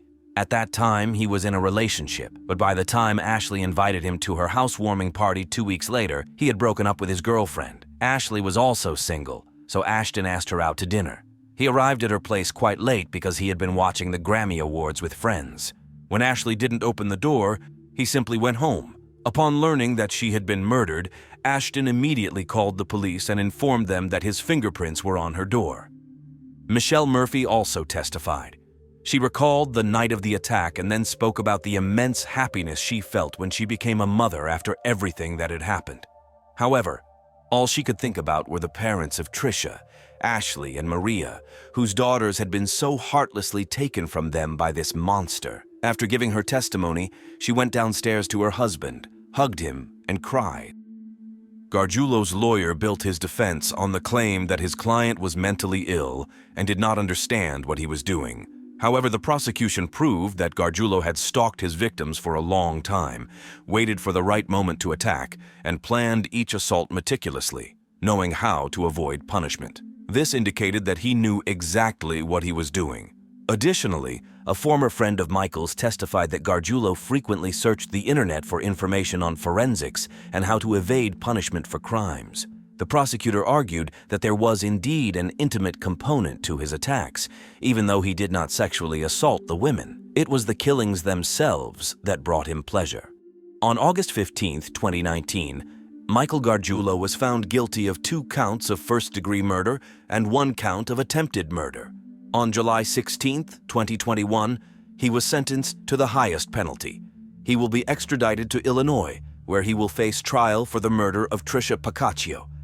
In Illinois, the punishment for first-degree murder ranges from 25 years to life imprisonment. The psychologist who was asked to analyze Gargiulo's attacks stated that the similarities between the crimes allowed for identifying the characteristic features of his murders. First and foremost, there was the audacity of the attacks. He did not strike in the dead of night but chose times when neighbors or passers-by could see him.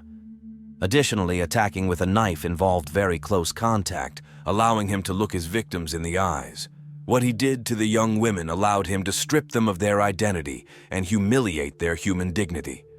The psychologist suggests that since they were neighbors and he could frequently observe the beautiful women, he put them on a pedestal.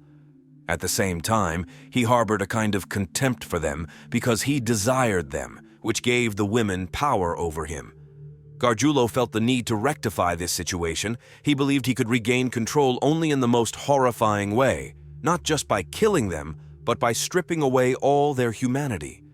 During one of the interrogations, Michael remarked that just because 10 women were killed and his DNA was found on them, it didn't mean he had killed anyone. This statement, along with testimonies from other witnesses, led the police to suspect that Michael might be responsible for the deaths of 10 people, even though he is officially accused of only 4 attacks. Since Michael Gargiulo traveled between Illinois and California, detectives believe there could be more victims. On May 13, 2015, around 5 p.m., firefighters extinguished a raging fire in a garage by the roadside in the village of Sand Lake, Michigan. At that moment, a frightened woman ran up to their vehicle, shouting that her neighbors were dead. Several firefighters hurried with the woman to her neighbor's house. In the bedroom, lying on the floor in a pool of blood, were two lifeless bodies. It appeared that they had been shot. To preserve the evidence at the crime scene, the firefighters refrained from touching anything and immediately informed the police that they had found two bodies and required investigators and forensic experts. Forensic experts had been working at the crime scene for about an hour, collecting evidence and photographing the bodies of 46-year-old Martin Durham and 47-year-old Glenna Durham when one officer noticed a slight movement in Glenna's chest. Just a tiny bit. He rushed to her body and tried to feel for a pulse. But before he could touch her, Glenna's eyes opened wide, and she sat up abruptly, screaming, "What are you doing, Marty?" The officer immediately called for paramedics, who transported the injured woman to the local hospital. Marty and Glenna first met as teenagers in the early 1980s. Marty invited the girl on a date to a local open-air theater, where they lost their virginity on the very same evening, with little interest in the movie itself. Their relationship progressed quickly and passionately, but they broke up after a few months, partly because 17-year-old Glenna was married. Soon Marty started a family of his own. Christina Keller was 14 years old when she met 19-year-old Marty at a party held at his house.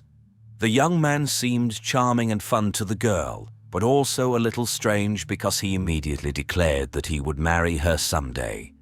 The next day, Marty showed up at her doorstep. Apparently, he made a favorable impression on Christina's parents because after that, he never left her life. Their friendship developed into a romantic relationship, and soon 16-year-old Christina discovered that she was expecting their first child. Within 2 years, she was carrying their second son, which prompted the young couple to get married. 11 months later, Christina gave her husband a daughter. Christina was 19 and Marty was 24 at the time. Initially, the young family lived with relatives, but in early 1995, Marty obtained a higher-paying job at a factory in Michigan, and the family of 5 moved there. However, on the evening of February 16, 1995, while returning from work, Marty was involved in a car accident. Another vehicle, speeding through a red light, collided with his car. The larger vehicle practically crushed Marty's car, trapping him inside. Marty was taken to the hospital, where he was in a clinically dead state for about 5 minutes. The left side of his body suffered severe injuries, and he remained in a coma for over 3 weeks. When he finally regained consciousness, he had no recollection of his wife, children, or much of his past life. He spent a year and a half learning to walk, speak, eat, and take care of himself again. Throughout this time, Christina supported him. Physically, Marty increasingly resembled his former self, but psychologically, he had changed. Due to the brain trauma, he experienced bouts of rage. He never raised his hand against his wife and children but became a domineering person. Even his sense of humor became darker. In 2000, almost 5 years after the accident, Christina filed for divorce. She still cared deeply for her husband, but her feelings had transformed into more of a maternal nature, as she took on the role of his caregiver and could no longer relate to him in any other way. In May 2001, Marty purchased his first home using the funds he received from the insurance company, along with a bank loan. The house was located in the small village of Sand Lake, Michigan, where only 500 people reside. Marty was incredibly proud of his new home, where he moved in with his 2 sons and an African gray parrot named Bud. 2 months after moving into the house, Marty was surprised by a knock on his door from a 16-year-old girl who claimed to be his daughter. Marty asked who her mother was, and it turned out to be Glenna, his first love. The girl knew that her mother had had an affair early in her marriage, and she was born a few months later. She wanted to establish her paternity for certain. A DNA test confirmed that the girl was indeed Marty's biological daughter, born out of wedlock. This revelation led to the rekindling of Marty and Glenna's relationship, despite Glenna still being married. Clearly, Glenna had never been able to forget Marty, as she had a tattoo with his name on her arm throughout her marriage. Glenna divorced her husband and moved in with Marty. They were very happy together and soon had a new wedding ceremony. Glenna's new husband meant everything to her. The couple spent all their time together, visiting family and going to the local casino once or twice a week. Even when Marty went hunting, Glenna would sit in the car and read a novel. Officially taking on the responsibility of caring for her husband, Glenna received $3,200 per month for her services. Marty's disability benefits amounted to over $1,000 per month. Additionally, Glenna sold excess medication from Marty, so their monthly income was approximately $5,000. When Marty's sons moved out, this income was sufficient for their life in the small village. However, by 2010, Marty's health, both mental and physical, had deteriorated significantly. The couple continued to spend all their time together and with their friends, including Connie and Keith Ream, another neighboring couple. On Monday, May 11, 2015, Marty offered to mow the lawn in Connie and Keith's backyard. He enjoyed doing this work and did it completely free of charge. Later that evening, all four of them, Connie, Keith, Marty, and Glenna, sat on the neighbor's terrace, and the Durhams returned home around 9 p.m. The next day, on Tuesday, at 8:26 a.m., Keith sent Marty a message asking how he was feeling, but he didn't receive a response. This was strange because Marty always promptly answered calls and messages. Throughout the day, Keith sent several more messages to his friend with the same result. Later that day, Connie approached the neighbor's door and knocked. She heard the Shelby family's dog barking, but no one opened the door. Keith even sent a joking message to Glenna saying, "What did you do to Marty?" Of course, she didn't respond to him either. On Wednesday, at 7:30 a.m., Connie approached the neighbor's house again and rang the doorbell. The only response she received was the dog barking. She walked around the house, checking if any doors or windows were open. Everything was locked as usual. Throughout the day, Connie and Keith tried to contact their neighbors, becoming increasingly worried. After work, around 4:30 p.m., Connie approached the neighbor's house for the third time and knocked. She was sure she would have to break the door, but to her surprise, when she touched the handle, she discovered that the door was not locked this time. Connie cautiously opened the door and called out for the neighbors. But at the door, she was only met by the Shelby family pet, who led her into the living room where there was a gruesome mess. Documents and photographs were scattered everywhere, a broken lamp and other items were in disarray. Following Shelby into the bedroom, Connie found the homeowners lying on the floor in a pool of blood. Marty was only in his underwear, while Glenna was fully dressed, with her legs covered by a blanket. Connie rushed out of the neighbor's house and ran towards a fire truck she noticed further down the road. Marty was not as lucky as his wife.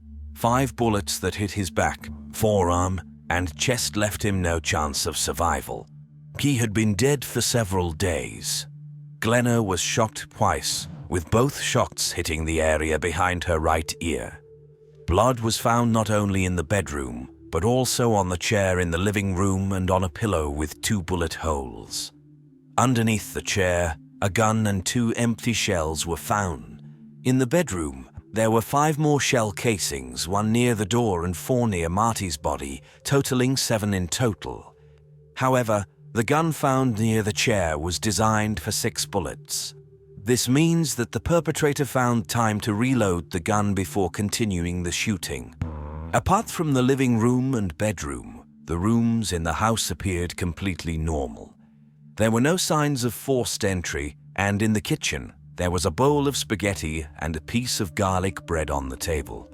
Later that same evening, when Glenna was taken to the hospital, Marty's children were allowed to take the family pets, a dog and a parrot, and bring them to their mother's house, Christina.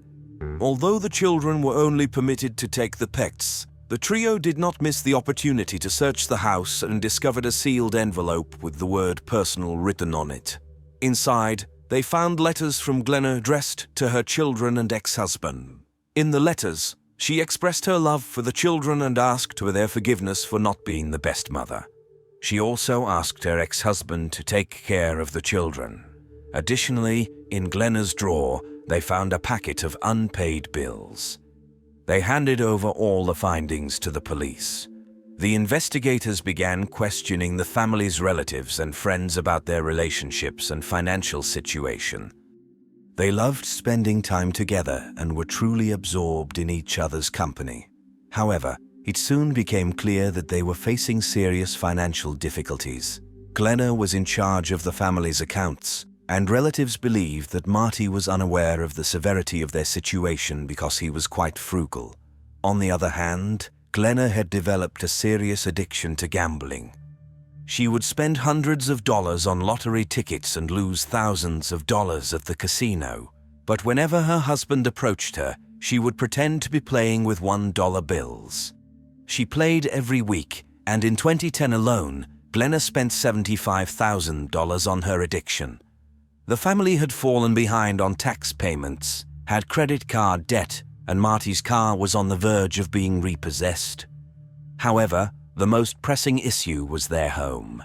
Glenna hadn't made mortgage payments for over a year, and they had accumulated a debt of $48,000.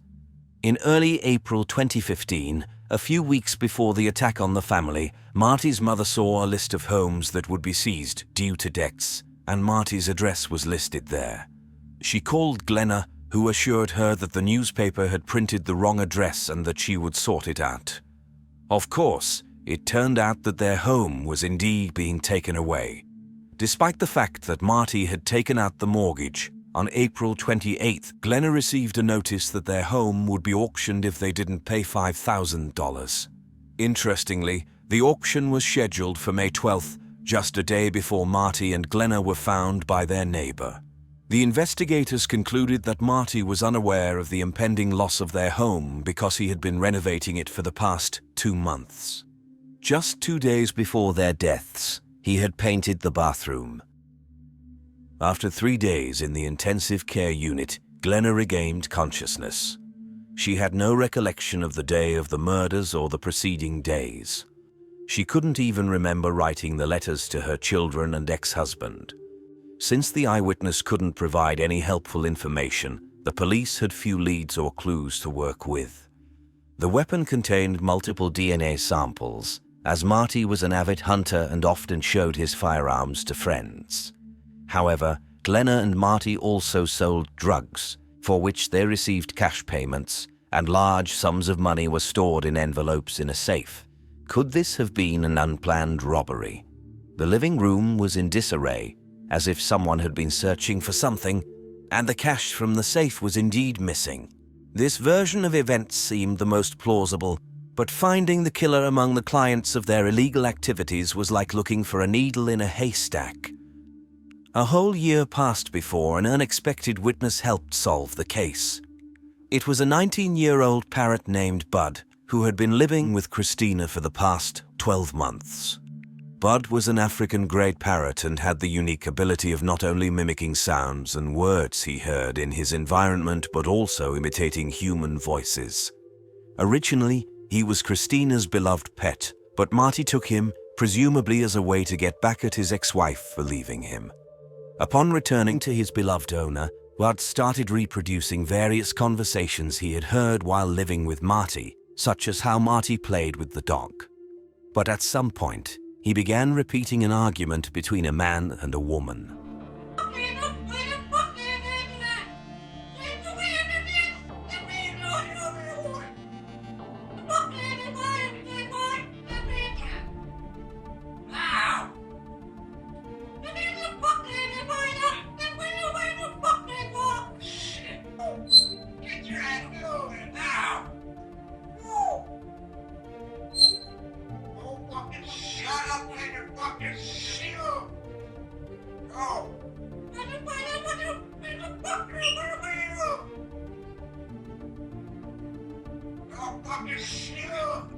They were clearly arguing with each other, raising their voices and occasionally mixing profanity with regular words. And at the end of the dialogue, a male voice shouted clearly, "No, no, don't shoot."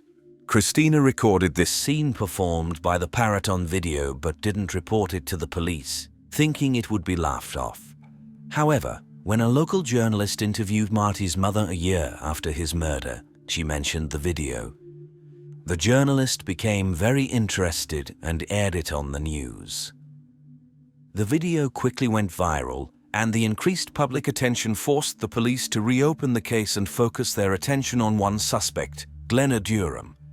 They examined Marty and Glenna's phones and discovered that the last thing Marty did on his phone was search for information about lawnmowers on the evening of the 11th, after they returned home from the neighbors. The examination of Glenna's phone turned out to be much more intriguing. It had been used until the 13th, the day the bodies were found. From 3:32 a.m. to 4:48 a.m., someone used the phone 5 times to find information about the gun used in the shootings, including how to reload it. The last message was sent to Glenna's mother at 4:48 a.m. and said, "I love you, forgive me." Glenna was arrested and charged with first-degree murder. She insisted on her innocence, and her lawyer tried to prove that another family member or a stranger had broken into the house to steal medication, cash, or Marty's weapons. However, the forensic experts did not find any signs of forced entry into the house. And what about the money from the safe? It turned out that Marty's children had taken it while they were searching the house when Glenna was taken to the hospital and their father to the morgue. When investigators accidentally learned about this, they stated that nobody had asked them about the money at the police station, so they didn't say anything. In any case, the version of a robber was discarded because nothing was stolen. The prosecution's version of events painted a much more plausible picture. Here's what they believed happened. Since Marty was in his underwear, he could have been killed on the morning of the 12th. The man must have learned about the inevitable loss of the house, became very upset, and a heated argument ensued. When Glenna grabbed the weapon, Marty turned and tried to run into the bedroom. She shot him in the back. Marty was still on his feet, reaching for another weapon in the bedside table. Glenna fired again, hitting his forearm. Only then did he turn to face her, and she sent 3 more bullets into his chest. Marty fell lifeless on the bedroom floor. Glenna spent the whole day doing paperwork. She wrote letters to her ex-husband and children and prepared spaghetti for lunch. When the neighbor showed up at her house for the first time on the evening of the 12th, Glenna was still engaged in these activities. Understanding that the neighbors would start to worry about her and Marty, no matter what Glenna planned, she needed to act quickly. She settled into a chair in the living room, placed a pillow against her head, and fired. However, nothing happened. The pillow absorbed the force of the shot, and the bullet barely grazed her. Since it was the last bullet in the pistol, she had to look up online how to reload it. This means she did not attempt it again until the early morning of the 13th when she sent a message to her mother. Perhaps she still had doubts when Connie knocked on the door again at 7:30 a.m. because the door was still locked. But when Connie left, Glenna must have unlocked the door, sat in the chair, took the pillow, and tried again. This time the injury turned out to be more serious, but as her doctor later explained, she did not hit any important veins, arteries, or penetrate the skull. It's hard to imagine what state she was in, but since head wounds always bleed profusely, she may have decided that she would simply bleed out. She made her way to the bedroom, where her husband's body had been lying all this time, and collapsed on the floor, covering her legs with a blanket. Whether she staged the scene when the police officer touched her or only regained consciousness at that moment is unknown. And we may never know because Glenna continues to claim memory loss. The jury believed the prosecution's version. On Wednesday, July 19, 2017, after 9 hours of deliberation, they found her guilty of murder. Glenna Durham was sentenced to life imprisonment. Of course, the parrot named Badder was not invited to court as a witness. And it's not because he swears terribly. It's simply impossible to prove that he didn't hear that particular dialogue on a TV show or the radio, not to mention how he could take an oath in the witness stand. In other words, If Bader had participated in the process and less than 24 hours had passed since Glenna's guilty verdict, her lawyer would have filed an appeal. The story of Tim and Charlene's meeting resembled a romantic fairy tale. Two intelligent, attractive, and successful young individuals were ready for marriage and, upon meeting each other, immediately understood that their union was meant to be. Over the course of 3 years, they tied the knot, moved into their own home, and welcomed a little daughter into their lives. However, after the arrival of their child, money became tight for the family, so Tim and Charlene decided to sell their beloved pickup truck and buy a simpler car. In May 2013, Charlene posted an online ad, and now she nervously paced the room of her house. Tim had been gone for over an hour, and she was starting to panic.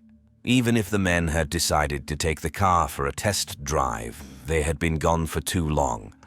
Charlene called her husband multiple times, but all the calls went to voicemail. He hadn't responded to her messages. Although she knew for certain that Tim had charged his phone before leaving for work, when he still hadn't returned late into the night, Charlene called the police to report her husband's disappearance. The Hamilton police took the disappearance of the 32-year-old man very seriously. Canine search teams and search and rescue teams were deployed, not to mention the hundreds of Ancaster residents who joined in the search efforts. Despite the community's involvement in the search, many suspected that the man had simply run away, possibly due to a disillusioned life or accumulated debts. However, the detectives found no evidence to support these theories. The police organized a press conference where Charlene directly addressed the abductors, pleading for them to release Tim and emphasizing the need for their little daughter to have her father and for her a husband. Barely holding back tears, she added, "It was just a car, just a silly car." It was only when Charlene uttered those words that everyone realized, all at once, that the car was the very reason for the man's disappearance. And thus, anyone could become a victim simply because they decided to sell their pickup truck. 3 days later, Tim's phone was found. It was discovered by a worker in the grass near a construction site, approximately 20 minutes away from Hamilton. However, there was no sign of Tim or his pickup truck nearby. The discovery of the phone itself was not significant since the police had already obtained all the necessary information from the telecommunications company. Detectives started investigating the phone number from which potential buyers of the pickup truck had called Tim. It turned out that the phone was registered under a false name and address. But Tim was not the only one listed in the outgoing calls. The persistence of the criminal who had used the number multiple times led the police to Igor Tumenenko, an Israeli army veteran who was selling a similar Dodge Ram and had posted an advertisement online. Igor told investigators that he had taken a test drive with two men just 2 days before Tim's disappearance, but unlike Tim, Igor had returned home after the drive. Perhaps it was because Igor was a tall, robust former soldier who could resist attackers if necessary. But most importantly, Igor provided the investigators with a description of the men, mentioning that the tall guy had a small bag slung over his shoulder and a tattoo on his wrist that read ambition. During the subsequent press conference, the police shared the description of the two men with journalists, and within 2 days, colleagues from Toronto contacted them, claiming to know exactly who the Hamilton police were looking for. They identified the wanted man as a young millionaire, playboy, and one of Canada's most eligible bachelors, 27-year-old Dylan Millard. Long before the police took an interest in him, Dylan Millard was a young prodigy. At the age of 14, he made headlines as the youngest Canadian to pilot a helicopter and an airplane on the same day. Born in 1985 to Wayne and Madeline Millard, Dylan was the heir to the multi-million-dollar airline company, Millard Air, founded by his grandfather.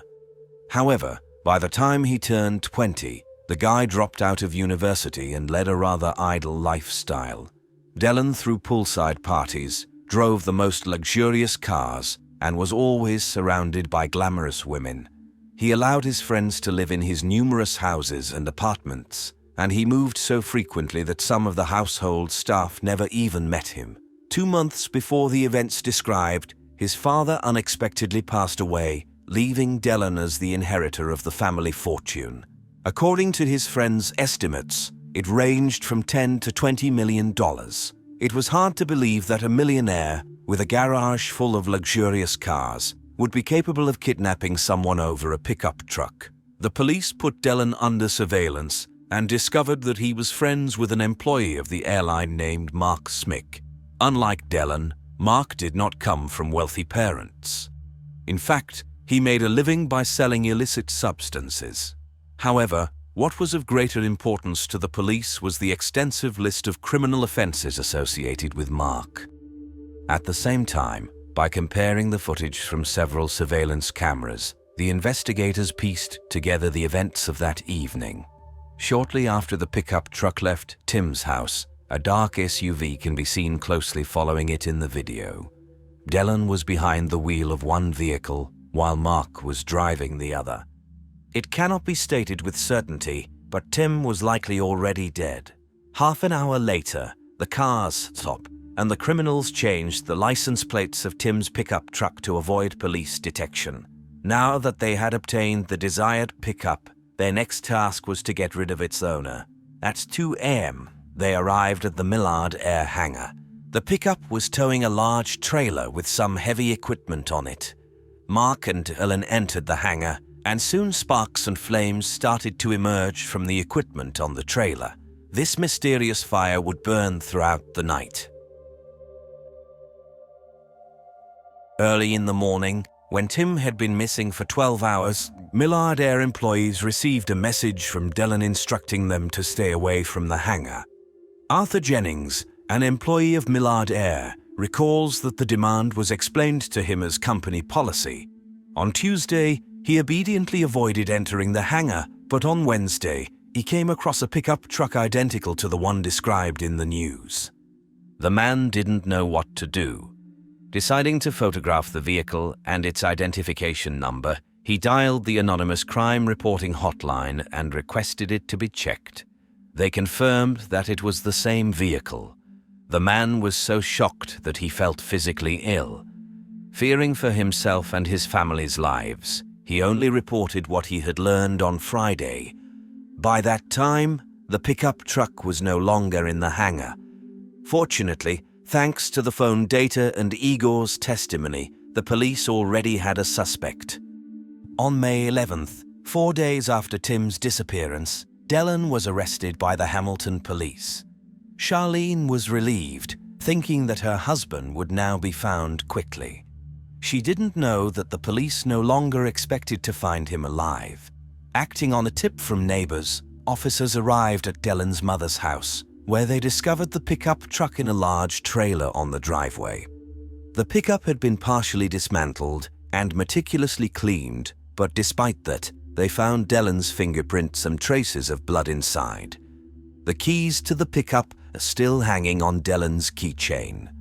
But what about the equipment that the pickup was towing that night? The police searched all of Dellen's apartments and homes. On his farm, they found an industrial incinerator for burning various types of waste. This huge furnace was the very equipment from which sparks of flame were seen on the night of Tim's disappearance. Inside the furnace, forensic experts found small bone fragments, including human teeth. Due to the intensity of the fire, obtaining DNA was impossible. However, it is presumed that the bones belonged to Tim, and on May 14th, the police officially announced his death. Astounded by their findings, the investigators wondered if there could be other victims among Dellen's acquaintances. They continued to search Dellen's farm, but by that time the Toronto police had already missed 3 crucial clues, each of which could have saved Tim. The first was the mysterious disappearance of 23-year-old aspiring actress Laura Babcock. By the time arrests were made in connection with Tim's murder, Laura was already missing for about a year. She had met Dellen at a pub in Toronto. They dated for no more than a month, after which they remained friends, although romantic encounters still occurred. In 2010, Laura met Sean Lerner. Sean was a complete opposite of Dellen, and he was clearly in love with Laura. Although their relationship ended after 18 months, they remained friends. After graduating from college, Laura had difficulty getting her life together. She was depressed, had arguments with her parents over their house rules, and found herself practically homeless, staying with friends. To make ends meet, Laura turned to the escort industry. Upon learning about her friend's difficulties, Sean paid for a motel room where Laura could stay with her pet and provided her with an iPad to search for more conventional work. It was Sean Lerner who organized a party for Laura's 22nd birthday, inviting Dylan and his future girlfriend, Christina Nuga, among others. Clearly, it was this love triangle that led to the tragedy. Laura continued seeing Dylan behind Christina's back, but Christina likely suspected something, and on Laura's 23rd birthday, she sent her a message saying, "Happy birthday. It has been exactly a year since Dylan and I became intimate." Laura immediately retaliated, saying, "Great, and I was with him 2 weeks ago." This message genuinely upset Christina about her boyfriend's infidelity. Dylan had to assure her that he would deal with Laura, promising Christina, "First, I'll hurt her. Then I'll make her leave. I'll remove her from our lives." On July 3, 2012, Laura went home to her parents and left her dog, suitcase with belongings, and a shoebox containing approximately $1,000 in cash. She then went to the subway station, where Dylan picked her up and drove her to his home. At 7:03, Laura made a call to check her voicemail, and her phone connected to a tower near Dylan's home. After that, her phone stopped working completely. At 7:30, Dylan informed Mark that he was on a mission and would return in an hour. The next day, Laura's iPad was connected to Dylan's computer, and its name was changed to Mark's iPad. Afterward, Dylan took a picture of an object wrapped in blue tarp. In light of the events that unfolded, the photo speaks for itself. Dylan asked a worker from his aviation company to build a massive furnace for him, but when that experiment failed, he ordered a waste incinerator. On July 23rd, he sent a message to Mark stating that the barbecue was hot and ready for meat. Dylan's internet search history during that time revealed his interest in the effective temperature for cremation. Finally, he took a photo of Mark with the pipe from the incinerator and filmed the flames erupting from it.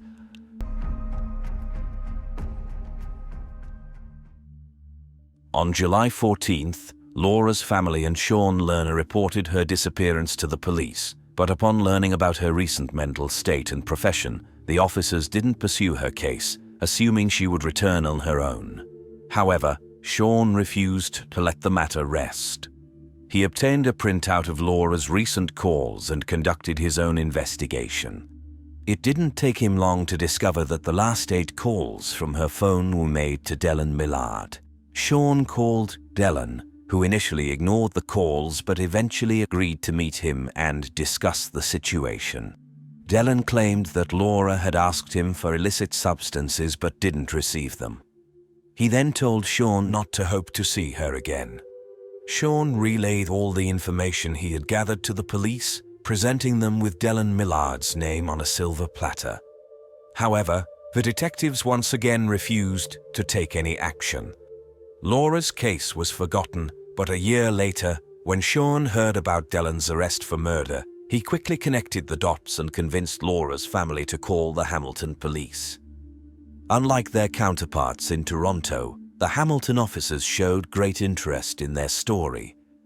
After the arrest of the men, Laura's iPad and her sports bag with her name and address written by her hand were found at Mark's house.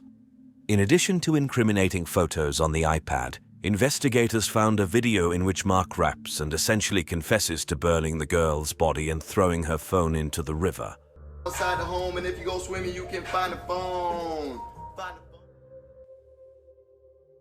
Laura was still considered missing in November 2012 when the Toronto police missed 2 crucial leads. They were of a slightly different nature, but equally important to the case. An online advertisement for a motorcycle appeared, and just a few days later, its owner, Marty McDougall, came home to find that both the motorcycle and its trailer were gone. He knew that there was a surveillance camera right across the road that could help identify the thieves. Marty contacted the police, and an officer came and took the camera footage. However, despite Marty's persistent attempts to reach the investigator, he heard nothing from the police. It wasn't until several months later, after Tim's murder, that the Hamilton police contacted Marty, having discovered the stripped motorcycle and trailer.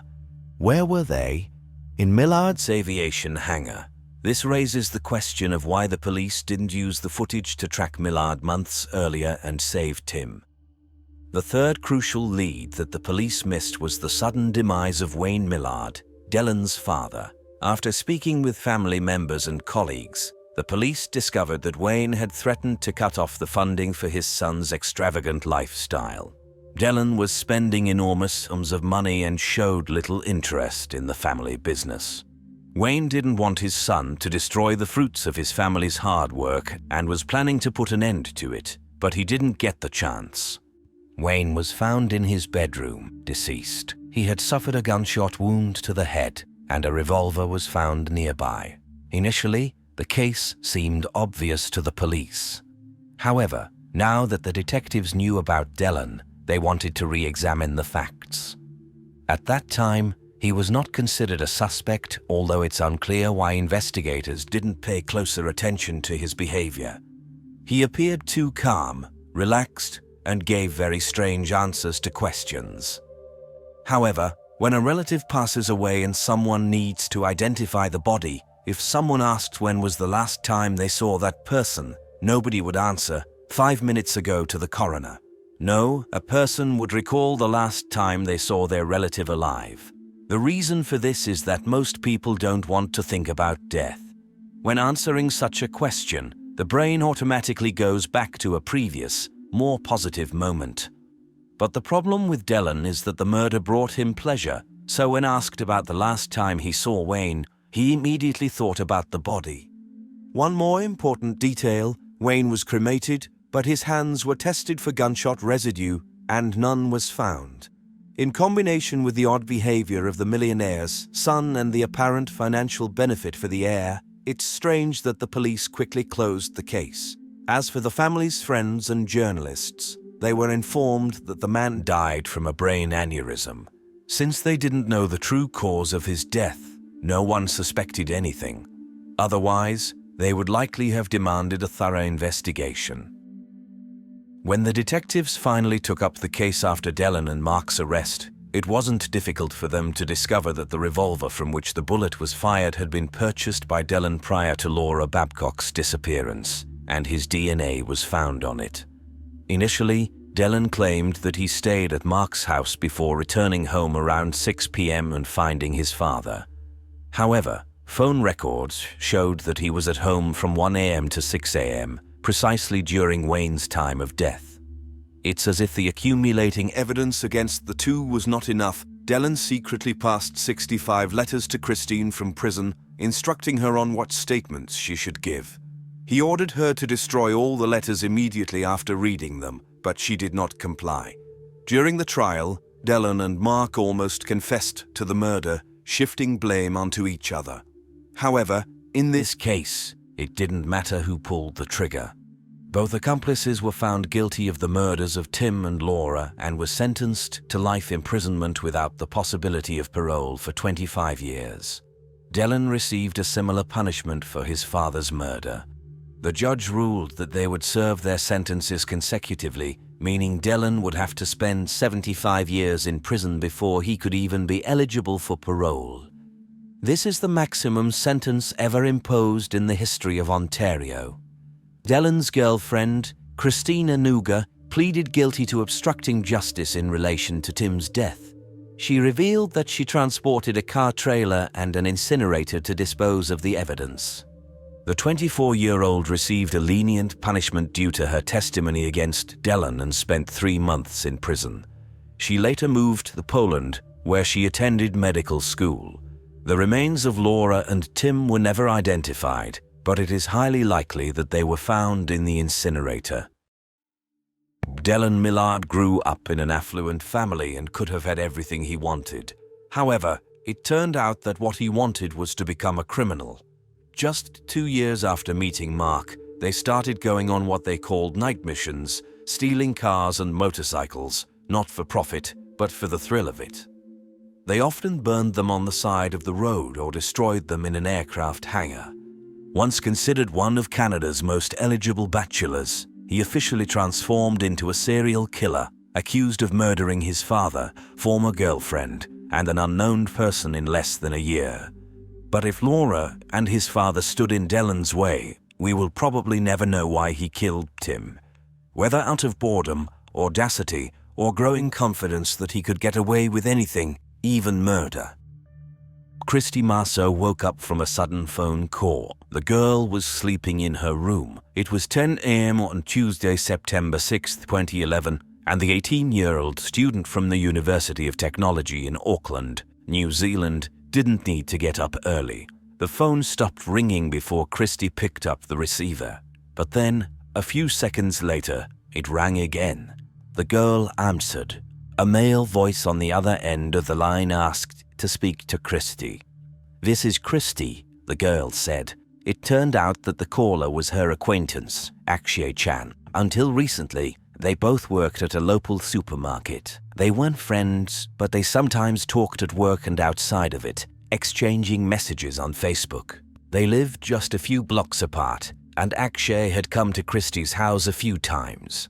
He often needed someone to talk to about his personal problems. Kind and compassionate, Christy was always ready to listen to him. The girl knew that Akshay had been going through a tough time lately, but she couldn't imagine what he would say next. Her heart sank when he uttered, "I dissolved 40 tablets in a drink, and if you don't come to my house within 10 minutes, I will drink it." Without a second thought, the girl hurried to help Akshay. Christy was in such a rush after Akshay's call that she had hardly any time to get dressed.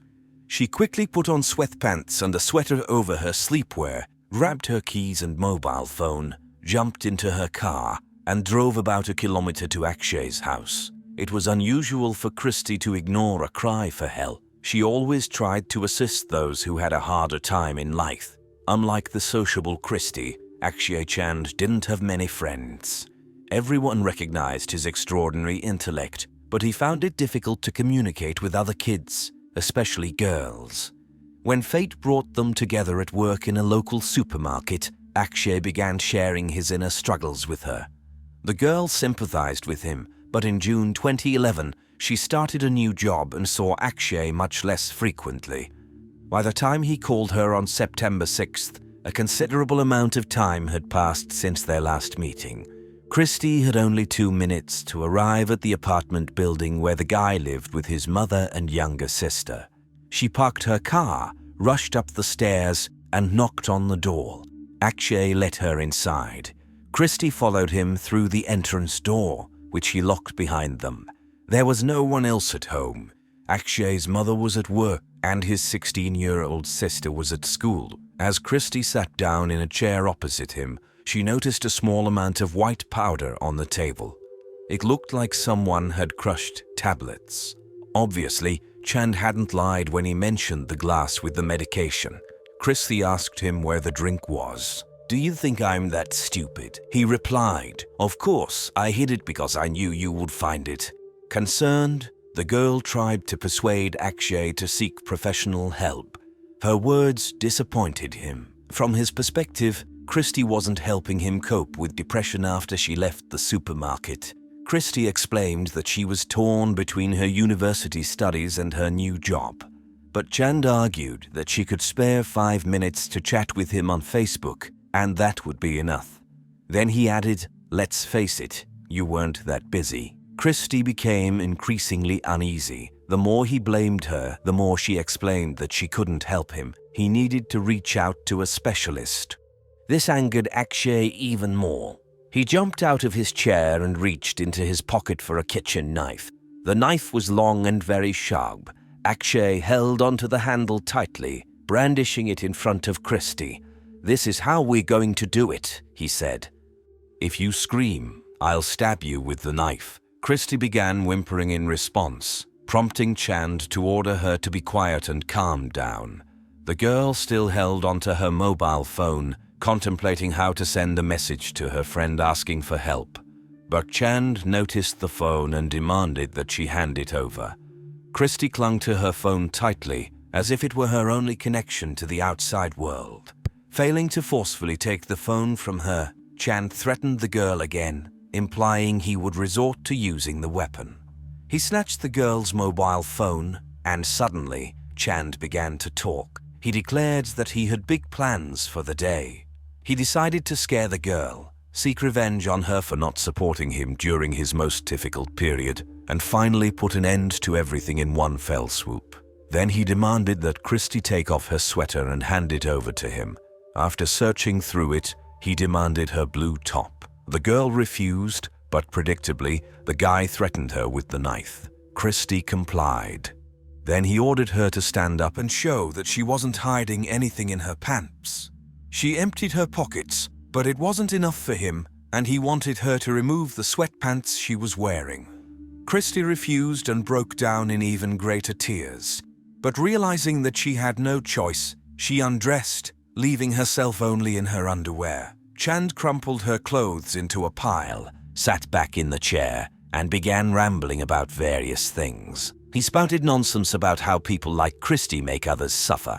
He accused her of coming to him only when it was already too late. Overall, more time had passed since Christy arrived at his place. Terrified, she asked if he planned to kill her. Chand reminded her of his plans for the day, to frighten her, seek revenge, and drink the prepared drink. He hadn't previously specified how he planned to seek revenge, but now he was ready to tell her. Akshay Chand wanted to violate Christy. Upon hearing this, the girl burst into tears, which prompted Chand to ask her to calm down.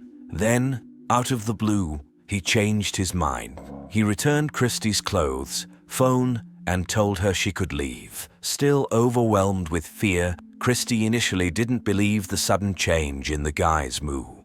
What if he planned to stab her in the back, catching her off guard when she turned away? She shared her concerns with Chand, forcing him to lower the knife. "I'm letting you go, but you should know that as soon as you leave, I will drink the concoction," he said. Christy once again tried to persuade him to abandon this plan. Despite what he had put her through, her character didn't allow her to leave after such words. But Chand insisted. Too frightened to linger any longer, Christy turned around and ran out of the apartment. She hurried down the stairs to her car. Passers-by walked by, unaware of what had just happened to her. Christy wanted to ask one of them for help, but she realized she wouldn't feel safe until she reached home. Getting into her car, Christy locked the doors, started the engine, and drove home.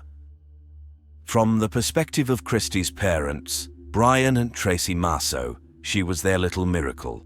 After the birth of their first child, a girl named Heather, Tracy and Brian Marceau had been trying to become parents again. However, it took 6 years before Christy was born. By 2011, the very close-knit family members were living far apart. Heather had moved out of the family home a few years ago, and Brian was working in Australia. Tracy was planning to move to Australia soon to be closer to her husband.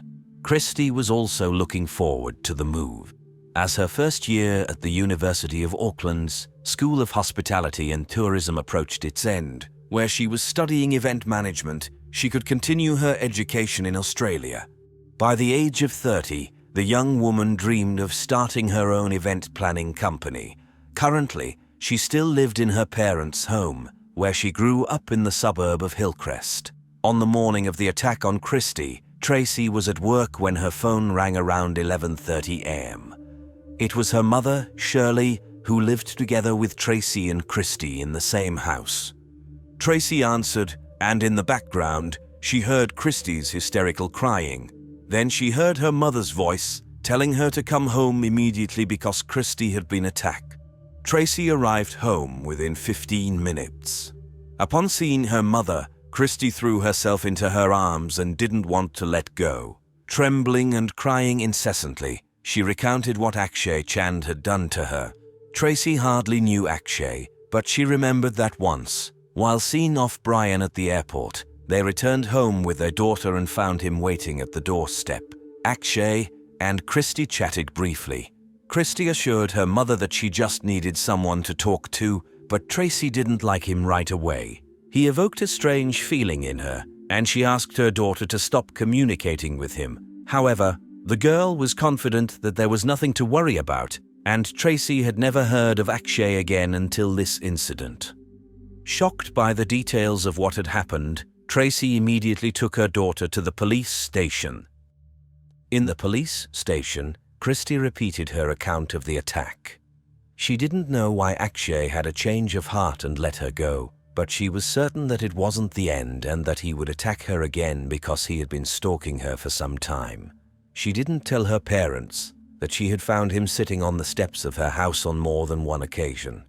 At one point, he left a note for her in the mailbox, confessing his love and thanking her for the support she had provided, which he desperately needed. Chand also insisted that Christy accept a large sum of money as a gift. She took the money but didn't spend it, believing that he would demand it back. And indeed, a few days later, he did. When she left work at the supermarket, Chand quit his job on the same day, stating that he had no reason to stay there without her.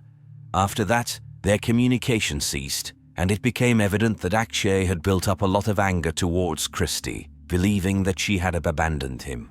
The thought of him being out there frightened her, and the police recognized the danger she faced. As a result, Akshay Chand was promptly placed under arrest. Akshay admitted to everything and stated that the drink he threatened to consume contained multivitamins. However, he genuinely believed that consuming them in large quantities was toxic. In the police station, he calmly explained that his motive was revenge. Chand was angry at Christy because she didn't help him with his depression, and he openly expressed that he still harbored thoughts of vengeance.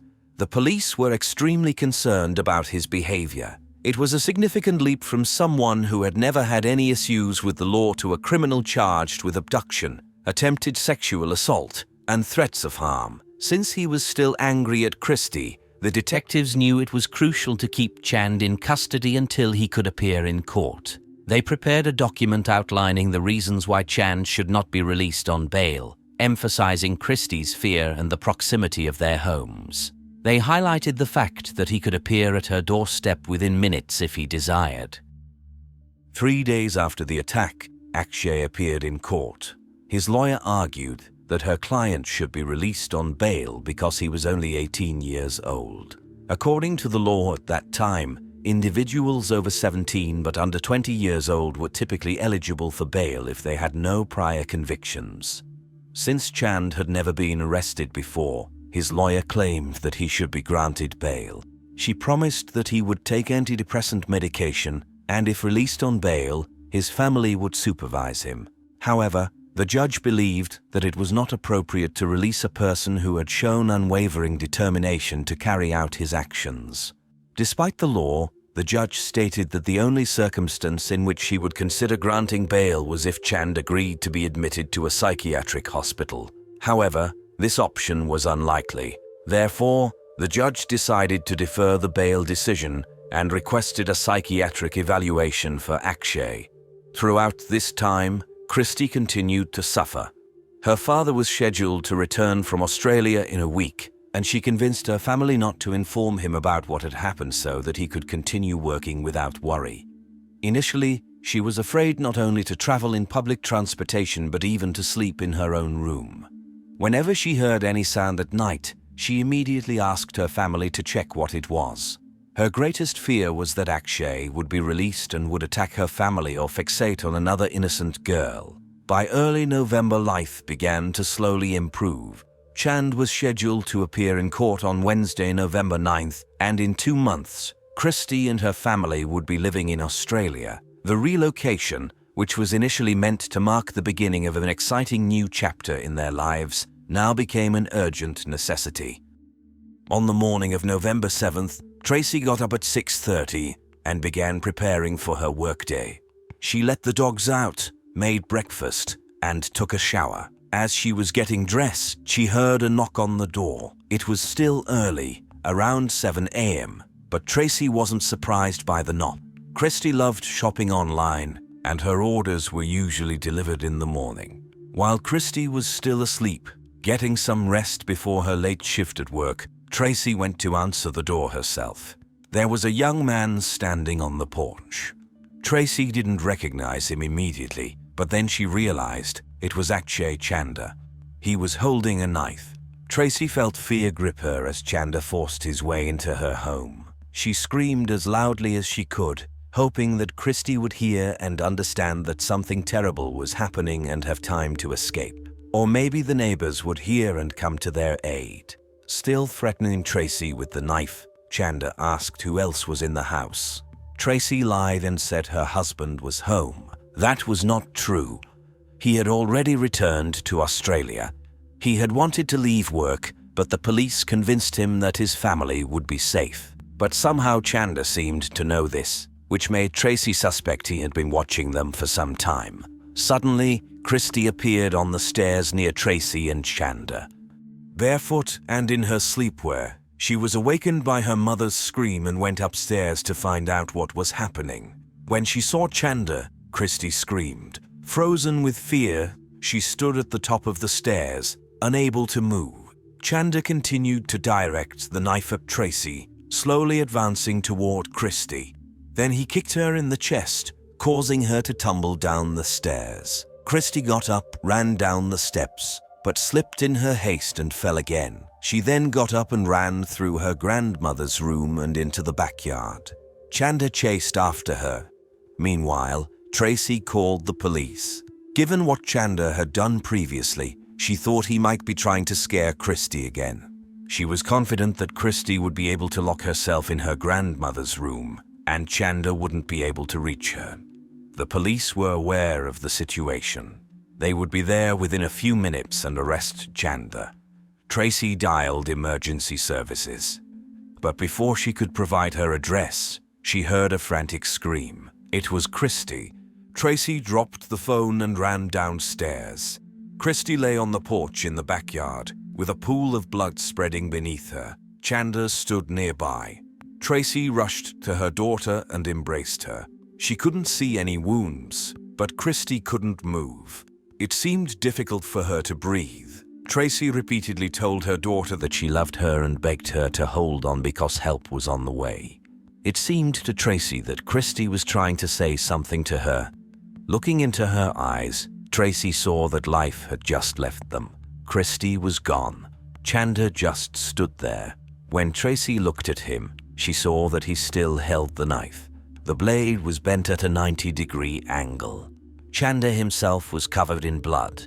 Showing no concern about what might happen to her next, Tracy screamed that he had killed Christy.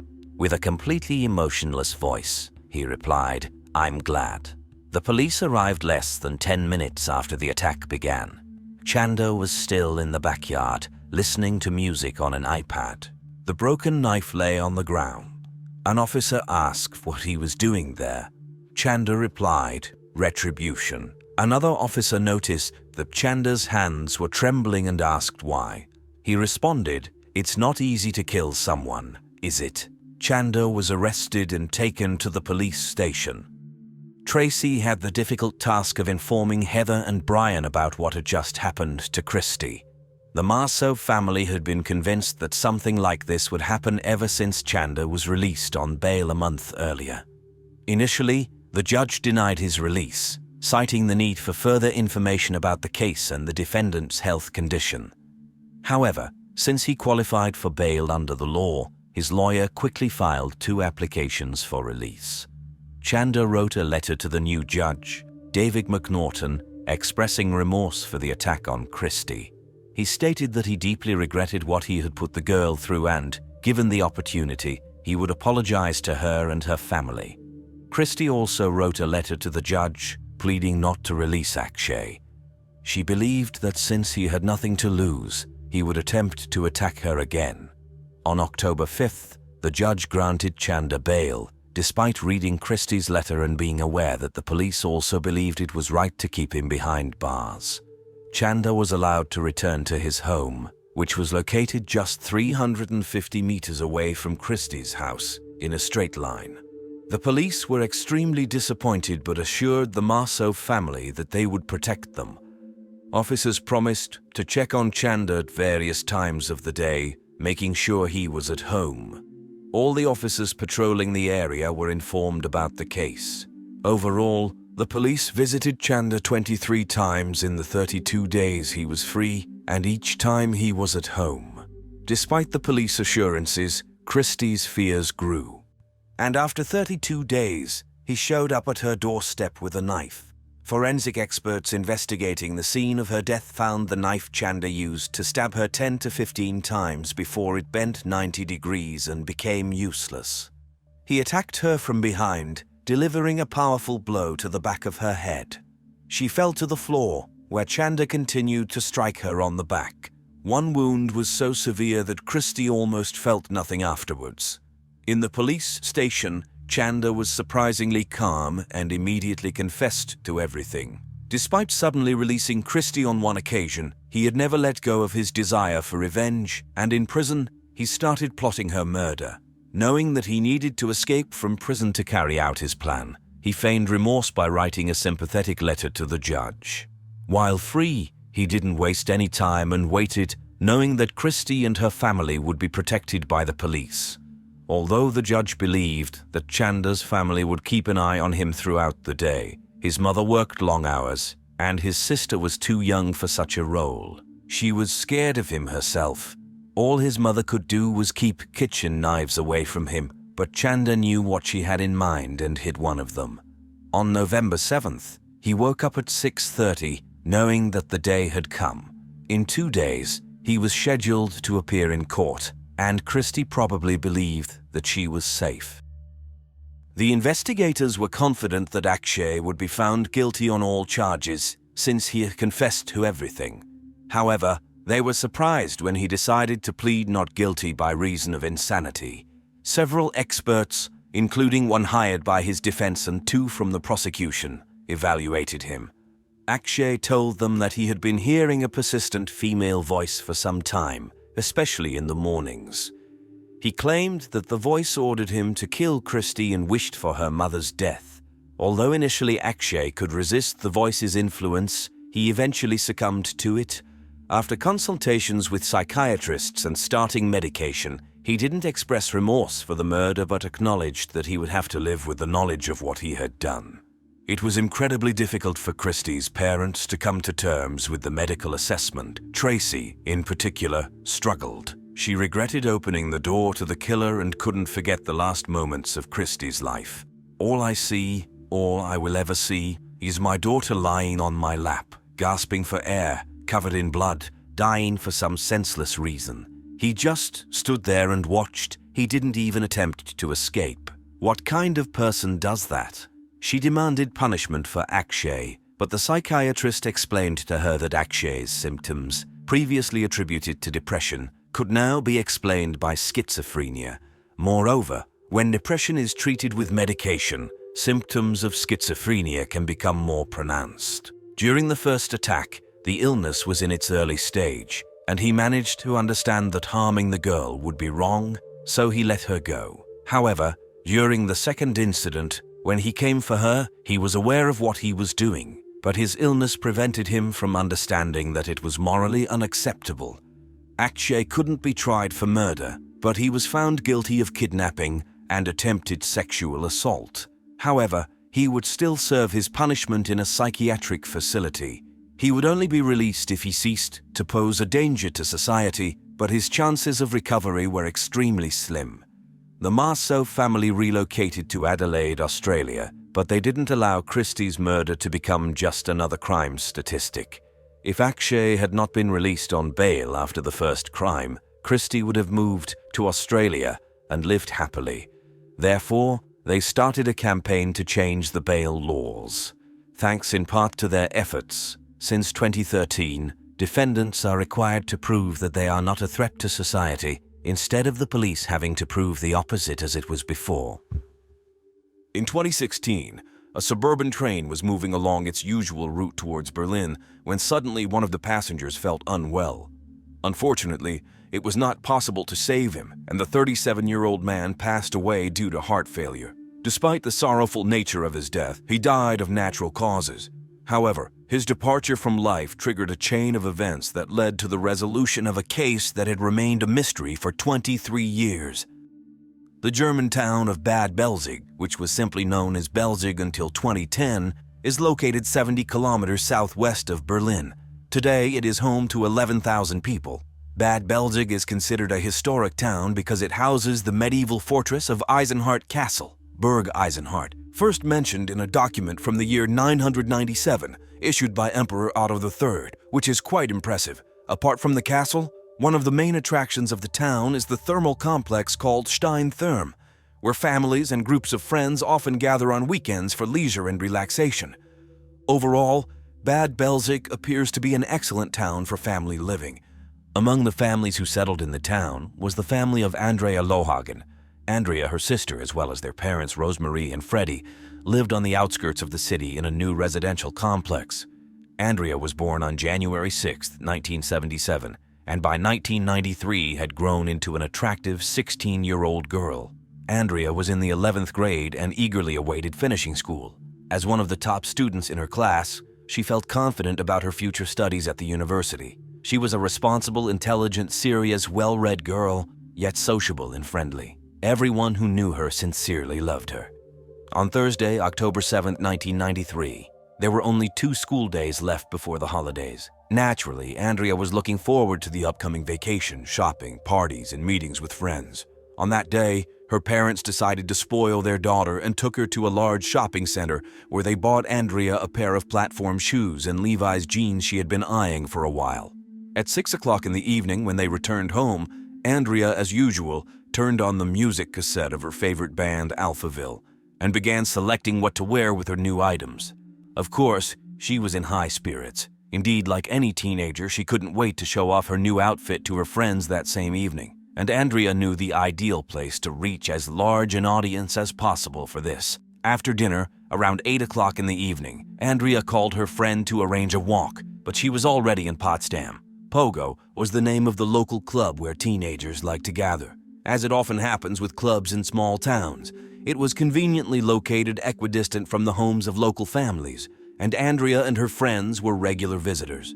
Pogo was a 15-minute walk from her home, and considering the short distance, the girl often walked instead of waiting for the bus. She hadn't learned to drive a car yet. Moreover, in a small town, she felt safe walking alone in the evening, and her parents were not afraid to let her go out alone. Besides, in the evening, the likelihood of not meeting anyone on the way was higher than encountering someone unfriendly.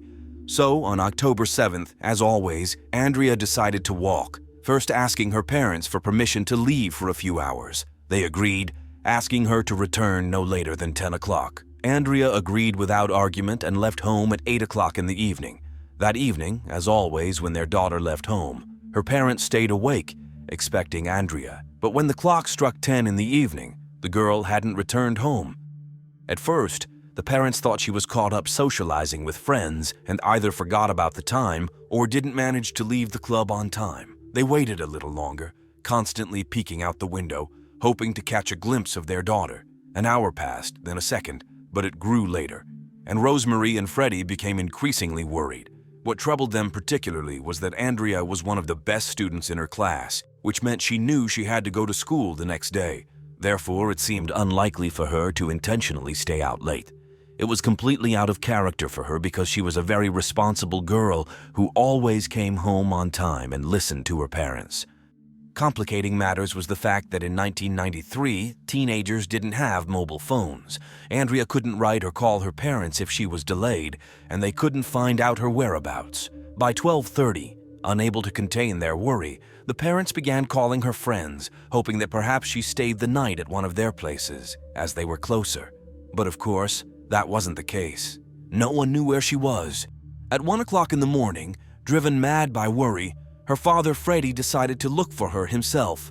He drove several times along the road she should have taken to the club, went through other, more remote streets, but he couldn't find his daughter.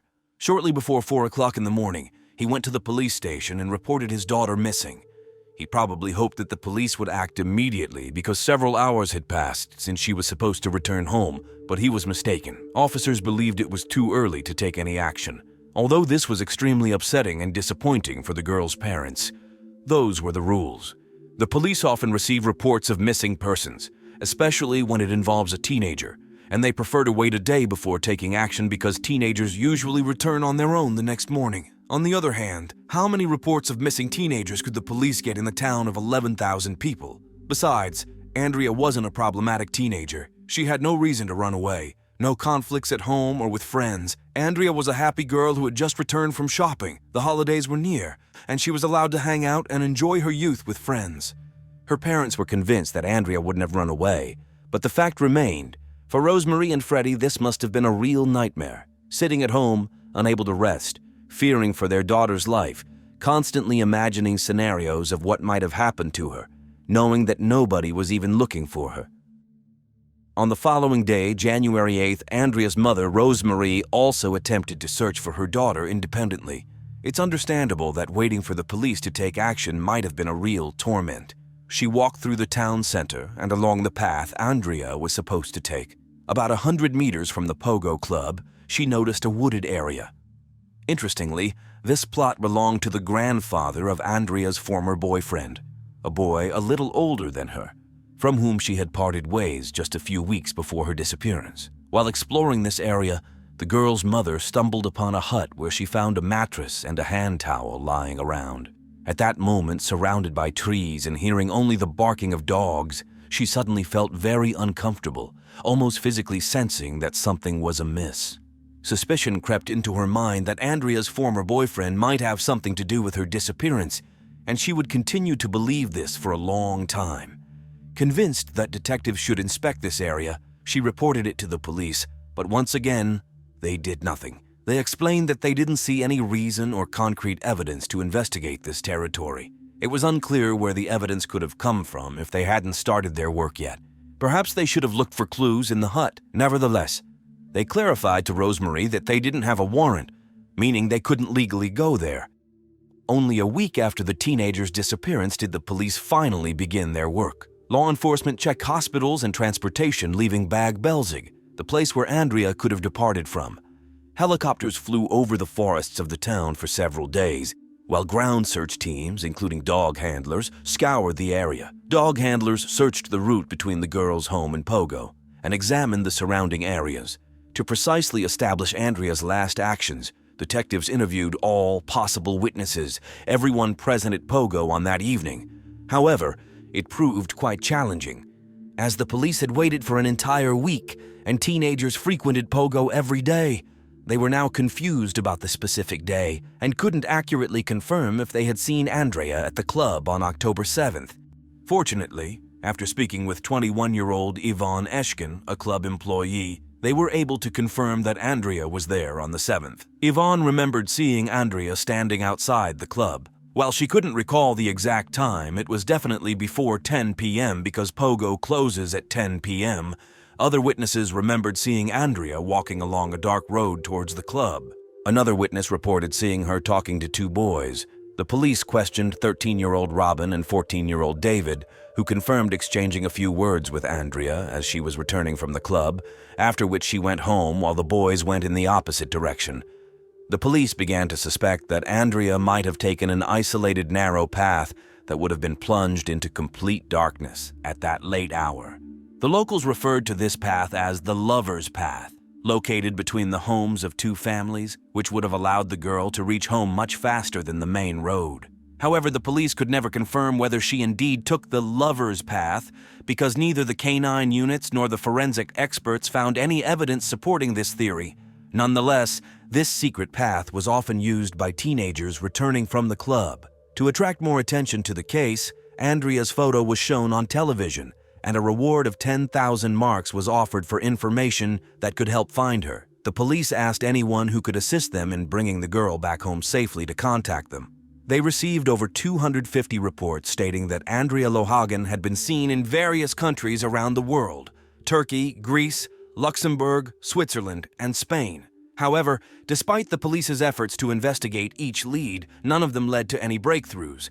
Eventually, the police admitted defeat as they had nothing to work with, and the investigation came to a standstill. The case remained unsolved, and Andrea Lohagen was no longer sought after by anyone other than her family. 7 years later, on July 9, 2000, a local resident was enjoying her morning coffee on a beautiful day when she saw Josie, her landlord's dog, joyfully playing with something resembling a soccer ball. However, upon closer inspection, the woman realized that it wasn't a ball but a human skull. She hurriedly called the police. Soon, Frank Friedrich, the woman's landlord, arrived. Unexpectedly, he claimed that he had already seen the skull, took it from the dog, and hid it before leaving to celebrate his parents' birthday. Upon returning home to address the matter, the police were already there. The man explained his peculiar behavior by stating that he knew that during World War II, prisoners of war were held in that area, so he assumed the skull was quite old. Therefore, he hid it, intending to deal with it later. When the police inspected the area where the skull, presumably that of Andrea, was found by the dog, it turned out to be the very same location warned about by Andrea's mother, just 10 meters behind the lover's path and 100 meters from Pogo. Inside a long-abandoned cabin, behind a weathered door simply leaning against the wall, the police found the rest of the skeleton. Thus, if the killer attempted to hide the body, they hadn't put in much effort. Surprisingly, despite the police searching this location with sniffer dogs in 1993, nobody noticed or smelled anything. Journalists, reporters, the landlord's dogs, construction workers, and local residents had visited the site, all departing with the same outcome. Naturally, the locals, convinced the remains belonged to Andrea, were furious at how the police handled the investigation. The police defended their actions, stating they had investigated the area only a week after the girl's disappearance. Supposedly, they had acted very promptly since the police are obligated to search for a missing person, only if there are suspicions of a crime or several weeks after the disappearance. Regardless, the remains were sent to a laboratory, confirming they indeed belonged to Andrea. DNA comparison was unnecessary as the victim's dental records matched the teeth in the skull. Although the girl's remains were found, the forensic expert couldn't determine how she was killed or what happened before her death, as only the skeleton remained. However, he noted a head injury on the skull. Notably, Andrea was found not where the murder occurred. Her clothing wasn't found in the cabin. Even her watch and favorite ring were missing. To this day, it remains unknown whether this implies the victim was assaulted, causing her clothes to be removed, or if they were taken to conceal evidence. If the latter is true, the perpetrator's actions seem senseless because the body wasn't even hidden. With the discovery of the remains, the case was reopened, but it was now a murder investigation for Andrea Lohagen. At this point, both the police and the townspeople questioned what the motive for the murder could have been. They were especially troubled by the fact that the lover's path, near where the body was found, was only known to a limited number of locals, suggesting the killer lived in Bad Belzig and possibly was still among them. However, despite this breakthrough and a reward of 5,000 euros for any information, the police still lacked substantial leads, leaving the case unsolved for many years. Everything changed in the summer of 2016 when an unknown woman called the police, claiming she precisely knew who killed Andrea Lohagen, her friend, 37-year-old David. He was one of the two boys who had met Andrea on her way from Pogo. At the time of Andrea's disappearance, David was 14 years old. As an adult, David was a loner who enjoyed solitude, struggled to hold a job due to alcohol and substance abuse issues, and this lifestyle undoubtedly led to health problems. The woman who called the police explained that the reason she decided to share this information was that David had died in the same year, 2016. He was on a train to Berlin when he suddenly fell ill and passed away due to natural causes. It is unknown how long this woman had been holding on to this information. David left no other confessions. The only evidence hinting at his guilty conscience was a dark post on a social media platform. In the photo, a man wearing a shirt with the inscription "Wanted" is seen holding a small child. Underneath the image, he wrote, "You can do the right thing 1,000 times, but make one mistake, and you're worthless." The police tried to learn from David's mother what she knew about the matter, perhaps if her son had confessed to her about the crime. However, she was reluctant to speak with the officers. After all, she still lived in the same town where Andrea went missing, and where her family resided. Eventually, she admitted that her son had told her they and a friend had planned to rob Andrea, But everything went wrong, and Andrea was killed. That was all she knew. The woman who called the police added that at the time of David's murder, he wasn't alone.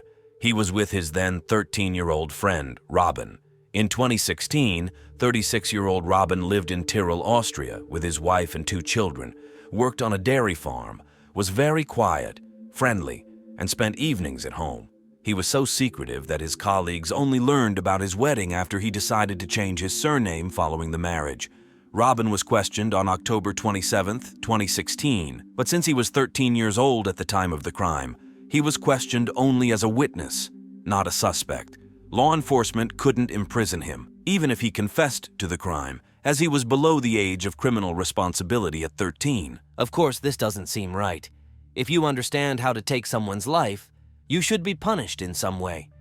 During the conversation, Robin didn't deny David's involvement in the crime, but asked for the opportunity to discuss his own participation after speaking with his family. He was allowed to go home and was given a new date to return to the station for further questioning. However, police soon realized that Robin's desire to talk to his family wasn't the real reason for refusing to speak with them. It was merely an excuse to leave the station. Indeed, just a few hours after returning home, he left again. But before that, he left a farewell note for his wife. He put on hiking boots, got into the car, and headed towards Pendling Mountain, located approximately 15 kilometers from his home. There, he climbed the mountain and jumped from it. 4 days later, on November 4th, his body was found by a hunter. In the note to his wife, he didn't explain anything, just bid farewell. The police chief later mentioned that when the detectives spoke with Robin, they explained to him that he wouldn't face any problems, no prison sentence. They just wanted to know why he did it. They wanted Andrea's parents to get answers to the questions that had tormented them for so many years. But Robin decided otherwise. It was undoubtedly difficult for Andrea's parents to come to terms with his departure. With his departure, their last chance to find out the motive behind the murder disappeared. What happened just before Andrea's death and how exactly she died. Why they removed her clothes and how long the girl remained alive. Also, where exactly everything happened. However, it's very interesting that the plot where the cabin was located belonged not only to Andrea's former boyfriend, but also to one of the boys' grandfathers. This is because Andrea's ex-boyfriend and Robin were cousins. David and Robin were troublesome teenagers well known throughout the town. They were often seen smoking or drinking alcohol. Soon they embarked on a series of burglaries, after which they served time in juvenile detention. So, it couldn't be said that they were kids whom no one could suspect of anything. But murder is something much more significant than breaking into someone's house and stealing valuable items. Detectives spoke with the boys soon after they, as later revealed, killed Andrea. At that time, they were not suspected of anything. They were just witnesses. But one can't help but wonder, if you're 13 or 14 years old and you've just committed murder, how composed will you be when the police come questioning you? The detective who interacted with them in 1993 recalls that they were calm and rational. However, they asked various strange questions, like what it's like to be in juvenile detention as a murderer. Additionally, when the detective went to one of the boys' homes, he saw a cassette with inappropriate films on the table. Moreover, when he asked each of the boys to clarify where they met Andrea and which road they took afterward, their statements differed. Nevertheless, the oddities in the boys' behavior and the discrepancies in their statements were not sufficient to accuse them of anything. Certainly, there are many cases where investigators did not hesitate to pressure teenagers and interrogate them for hours on end in pursuit of a confession, but not in this case. Perhaps the police didn't want to interrogate and pressure David and Robin for long, considering their age. Although the police officially closed the case, Andrea's parents are not convinced. They suspect that a third person was involved in the murder. Freddie, the girl's father, couldn't believe that 2 young boys committed such a heinous crime without the help, guidance, or at least the influence of an adult or someone older than them. Rosemary and Freddie are convinced that they had assistance. Andrea's mother's intuition has proven right before. What if her intuition isn't wrong this time? It was a completely senseless and cruel murder, and even before the killer's death, they did not alleviate the suffering of the victim's parents. Shortly before Andrea's death, she wrote an essay titled The Tale of Happiness. Andrea narrated an encounter with an old man who told her, "I worry about you because you seem so sad." He promised to grant her 3 wishes. The first was a journey at 16, and the second, was a happy future. Andrea, being prudent, didn't want to waste the third wish, explaining, "Who knows what will come after, as I am already happy." However pitiful an existence the killers might lead, even if they remembered the crime they committed every day, they could move on. But for Andrea, who loved life so much, hers was taken away. Poria Mamnai and Cassandre Bouvier became friends in Paris while studying at the Sorbonne. The girls were passionate about the cultures of other countries, especially Latin America, so they studied the history, social and political movements, and culture of the region. Poria, who was born in Morocco, was 24 years old. After completing her thesis on Argentina, she decided to put aside her books and visit the country she had written about. Cassandra, at the age of 29, was no stranger to traveling the world, so she gladly accepted her friend's invitation. The girls packed their suitcases and embarked on a journey through the countries of South America, Central America, and the Caribbean basin. In July 2011, the friends arrived in Salta. It is a province located in the northwest of Argentina with a very interesting geographical, social, and historical repertoire. The landscapes ranged from snow-capped peaks in the Western Plains with a tropical dry climate in the east. The architecture includes churches and cathedrals built during the colonial period, ideal for exploration and study by curious students. However, it is worth noting that, like many provinces in the north of the country and probably throughout Latin America, Salta maintains conservative customs. The influence of the Catholic Church on people's daily lives is significant, and the differences between social classes are pronounced. Politics is controlled by a few influential families who have held power for decades. It is important to mention that as this story unfolds, things will become clearer shortly. On July 15th, Cassandra and Horia checked into a hotel in Salta and set out to explore the sites without unpacking their belongings, as they planned to return to Buenos Aires.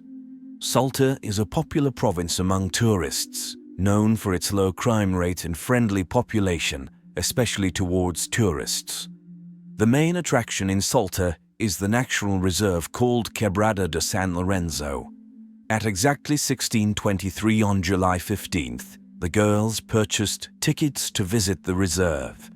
They decided not to hire a guide and ventured deep into the forest. From Buenos Aires, they were supposed to contact their families and inform them of the next city they planned to visit. However, no word was heard from them. On the 19th, unable to bear the uncertainty, their families reached out to Cassandra and Horia's acquaintances in Argentina and asked them to contact the police.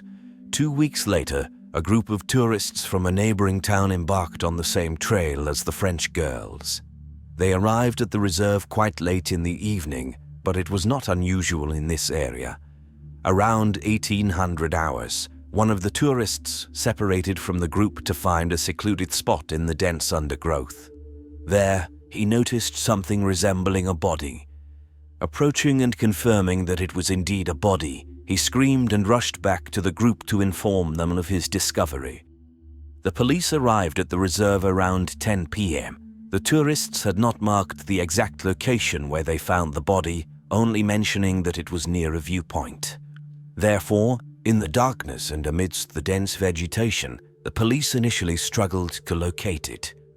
Eventually, they found the body, but before they could begin their work, they discovered 2 more victims just a few meters away. It turned out to be the 2 missing French tourists. The police developed several theories, including the possibility that the girls were accidentally shot by a local hunter, as many residents in the area hunt for food. Therefore, the search focused on local residents. The police arrested Francisco Tejeda, who worked as a horseback riding guide for tourists. However, he was released just a few days later as there was no evidence connecting him to the crime. His wife told the press that her husband was arrested solely because they were poor people. The police needed a scapegoat to appease public opinion. Immediately after the discovery of the bodies, the police shared with the press that they had been lying in the forest for about 3 days. Since the girls had kept their tickets to the reserve for the 15th, various theories arose about what could have happened to them during the remaining days when they were reported missing. It was speculated that they might have been kidnapped, held captive somewhere, and then disposed of. However, the police later clarified that the girls were killed 14 days prior, and they had been lying in the reserve near the viewpoint all that time. Due to Cassandra's torn clothing and Uriah's pants and underwear being pulled down to her knees, speculations about violence against the girls emerged. The autopsy confirmed this. The tourists were severely beaten, sexually assaulted, and then shot with a .22 caliber firearm. In the reserve, the police found a corresponding shell casing. They concluded that the girls had managed to take a walk and returned to the entrance of the reserve. There were few visitors at that time, the sun was setting, and the weather was not conducive to late walks. Obviously, it was then that the perpetrator or perpetrators approached their victims, with one attacker assaulting Cassandra. After the violence inflicted upon her, the girl was shot in the head while kneeling before her killer. Uriah, who witnessed Cassandra's murder, decided not to give up too easily. A clump of hair remained in her clenched fist, indicating her struggle with at least one assailant. Then, according to investigators' assumptions, the girl dashed down the slope from the height when she was caught by a bullet. It hit her in the back, passing through her shoulder. The culprits left, believing that Uriah was also finished.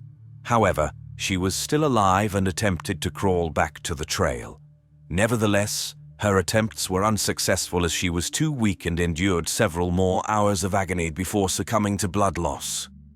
The investigators examined the girls' hotel room and found only one phone among their belongings, instead of the expected two. By determining the location of Uriah's phone, they discovered that a local girl named Maria Fernanda Cañizares, the daughter of a former police officer, was using it. They also found Uriah's camera in her possession. The girl claimed that these were gifts from her boyfriend, Gustavo Lossi. Gustavo, 23 years old, worked as a guide in the reserve, and his father sold tickets to tourists. It was Gustavo who had offered his services to the French girls, but they declined. Gustavo had changed the SIM card in the phone, thinking that would be enough to avoid detection. Not immediately, but Gustavo Lossi confessed to being present at the crime scene and participating in the violence. However, he claimed that he was not the instigator or the killer of the French girls, but merely a witness. He recounted that upon hearing noise and running to the screams, he witnessed two men, 24-year-old Daniel Vilt, a stonemason, and 31-year-old Santos Clemente Vera, a gardener from the San Lorenzo plain, tormenting the girls. Supposedly, these men coerced him into participating in the violence and then allowed him to leave. However, he didn't forget to take the girl's phone and camera with him.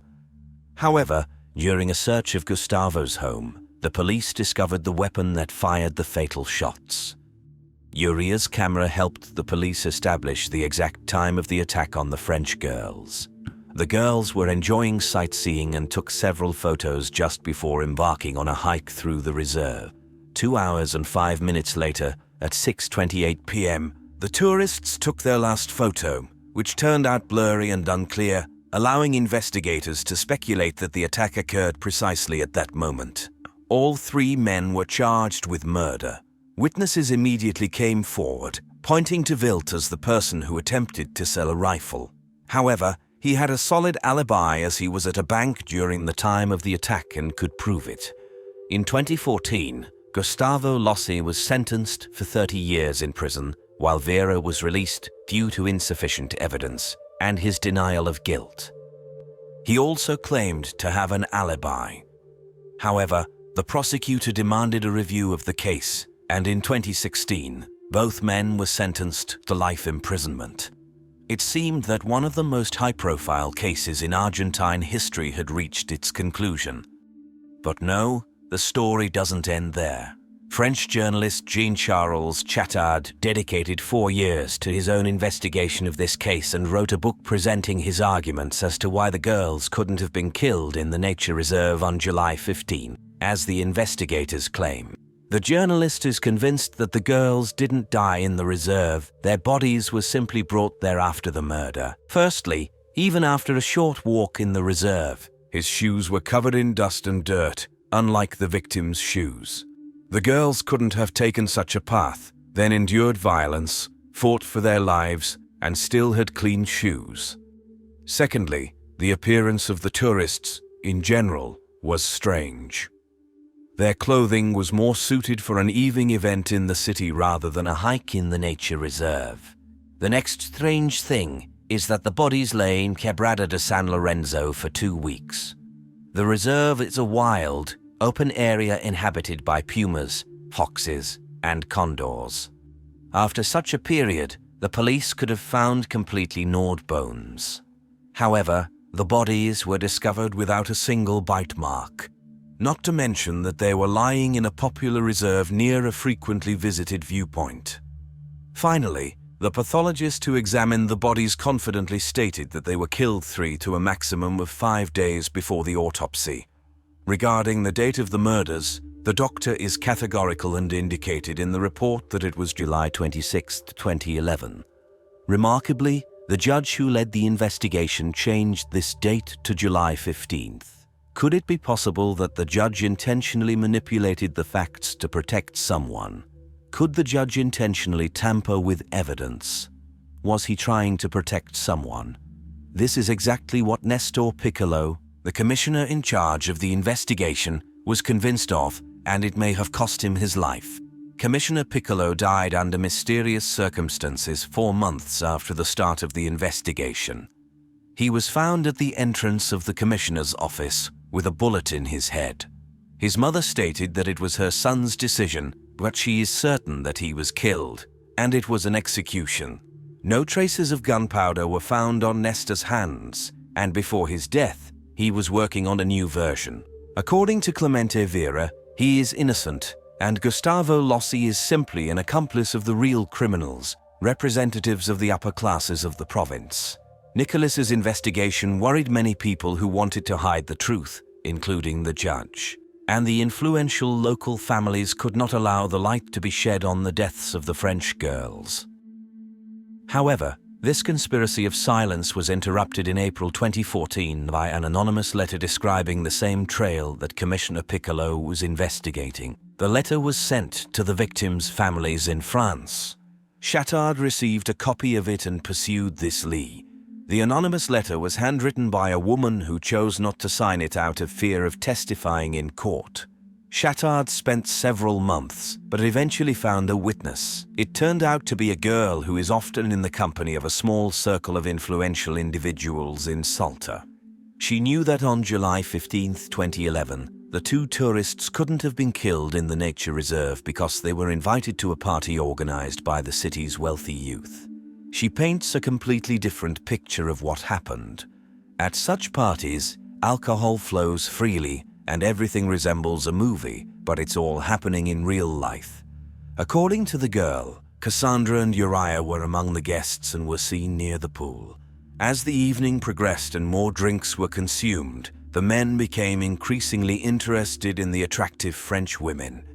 Around 3 a.m., they led them inside the house, and no one saw them after that. The guys started harassing one of the tourists.